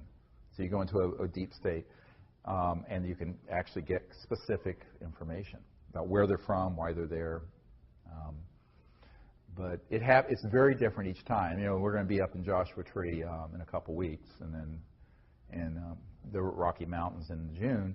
And we may do something in Portugal, you know, this fall, and some other things this summer. I don't know. But I'd like to go to Portugal and do it. We'll see. We're looking for a good place to do it. But, yeah, it's a beautiful experience. And what I tell people is that, you know, it's almost universally where they're wanting to do sort of a cultural exchange. They're wanting to see how you are. And then a lot of times they will show you visually their planet or their houses or their culture. It's really quite beautiful. You know, people who have never had experiences like that will have these breakthrough events, and it just blows their minds. The other thing is that sound can also be seen at a certain resonant frequency. So one time we were up at Mount Shasta, a different time, and we were sitting in the National Forest, and there was a tone that came out of, it was a multi-directional tone that just emerged out of the air. And everyone, we were in our meditative state, and everyone saw what looked like a gunmetal gray or pearlish gray sphere that moved through the circle like a string of pearls. So the sound created the form, which is very Vedic if you understand the Vedas, name and form, sound and form. And that was definitely ET. And it was astonishing because almost everyone sitting there heard and saw in their visual image the same object move through. Beautiful. When I was watching the testimony from the National Press Club, there were witnesses that mentioned seeing objects on radar moving at very high speeds and at right angles, right, which to me means that they must be dematerialized if they had any life forms on board. Otherwise, they would have been smushed by the momentum of the right angle. Does that have any implications in terms of like the soul that might be in the person? Because how can a being dematerialize and then come back?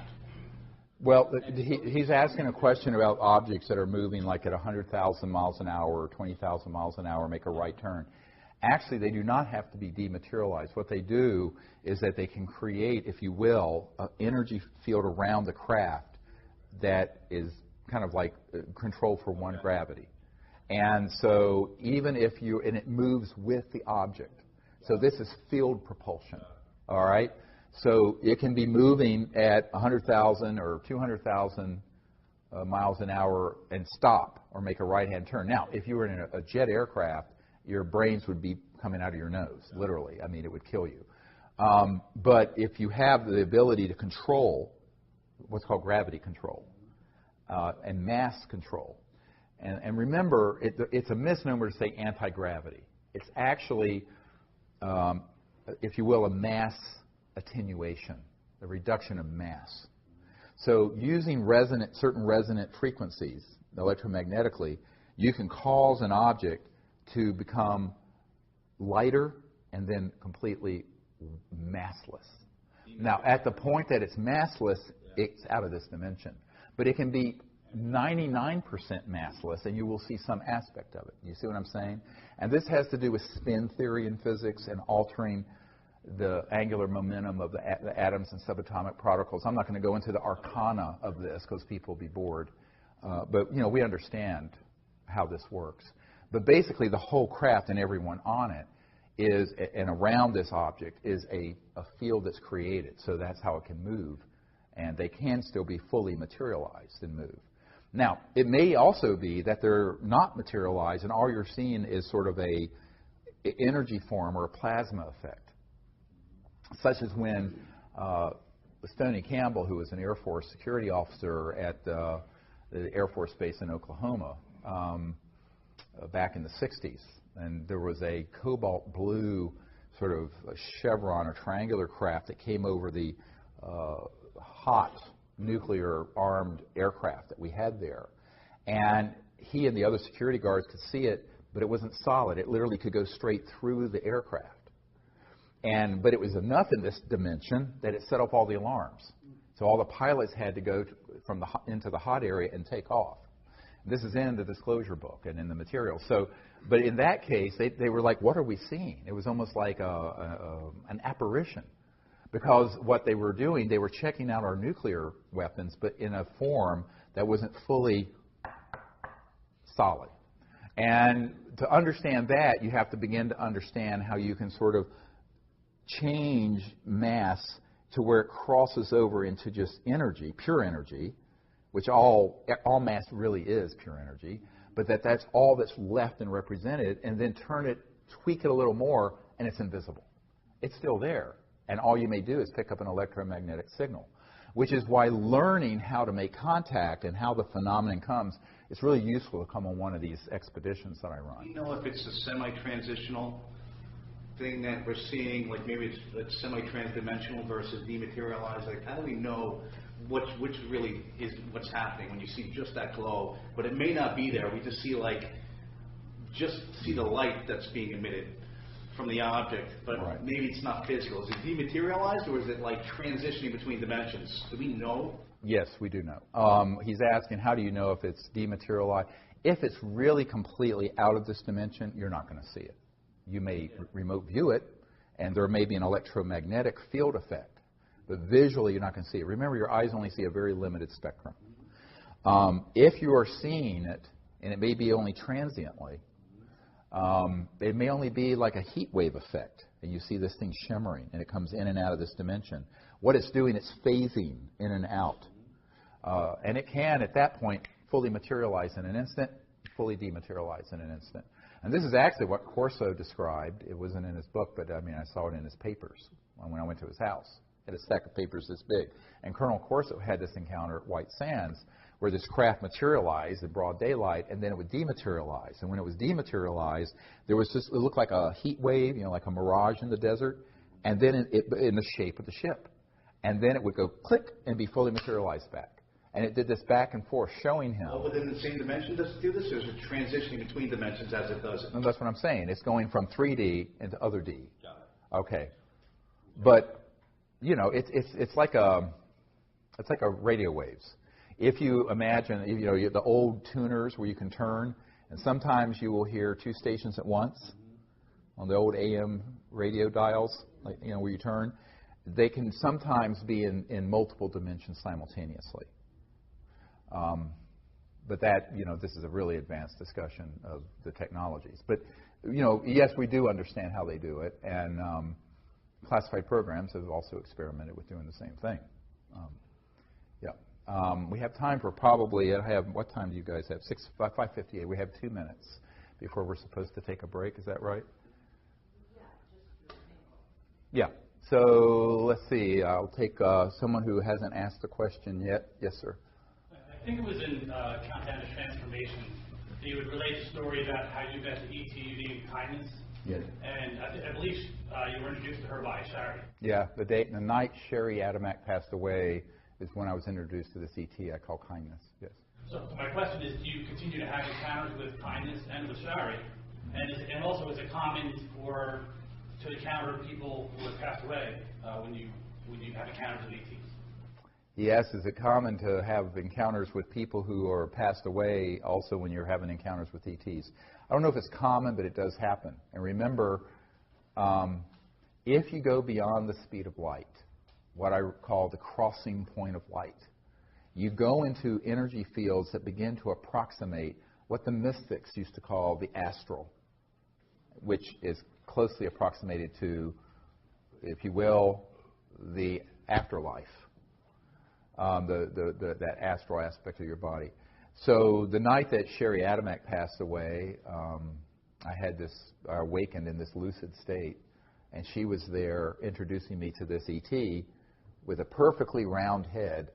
I mean, exactly round, not elongated at all, and completely hairless, and very, very kind. I call her Kindness because she just emitted this kindness. And in almost every expedition under the stars we've had since 1998, she has shown up in what looks like sometimes it's cobalt blue and sometimes it's diamond blue-white ship. And often it'll come in and make a curve and then go back out and dematerialize. But and it's that distinctive, it's very distinctive.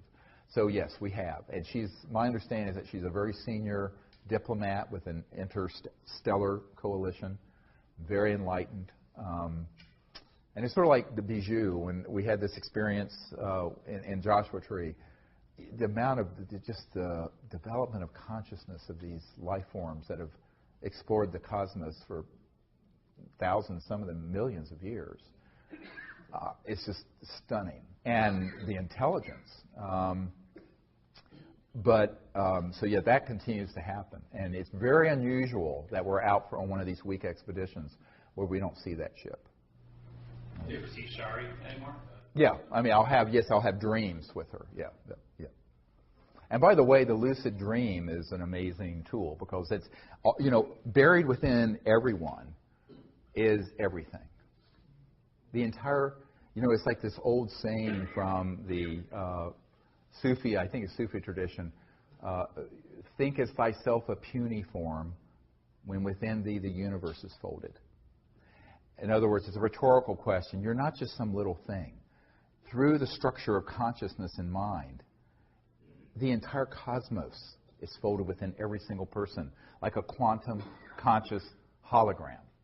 So we're all conscious quantum holograms, and the entirety of the cosmos and creation is folded within every single one of us.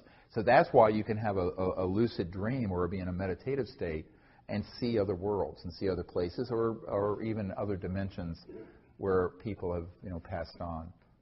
And it's quite beautiful. Now, trying to prove that scientifically, but it's a global experience. I mean, there's so many people who've had lucid dreams of something that's happened the next day. I mean, so there's empirical evidence, but you can't prove it. But ultimately, I think in the future we will have the ability technologically to prove these things. And until then, we can use, what God gave us, our own consciousness and thought and mind, and create a new world. Well, with that, I think it's a great place to end. It's a little after 6.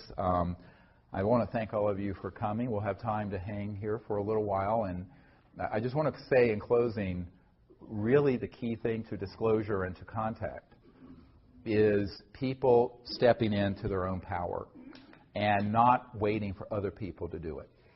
Because if you wait for others to do it, it will never happen. This is something that has to be a grassroots, mass consciousness event. And the next phase of disclosure is going to be exactly that.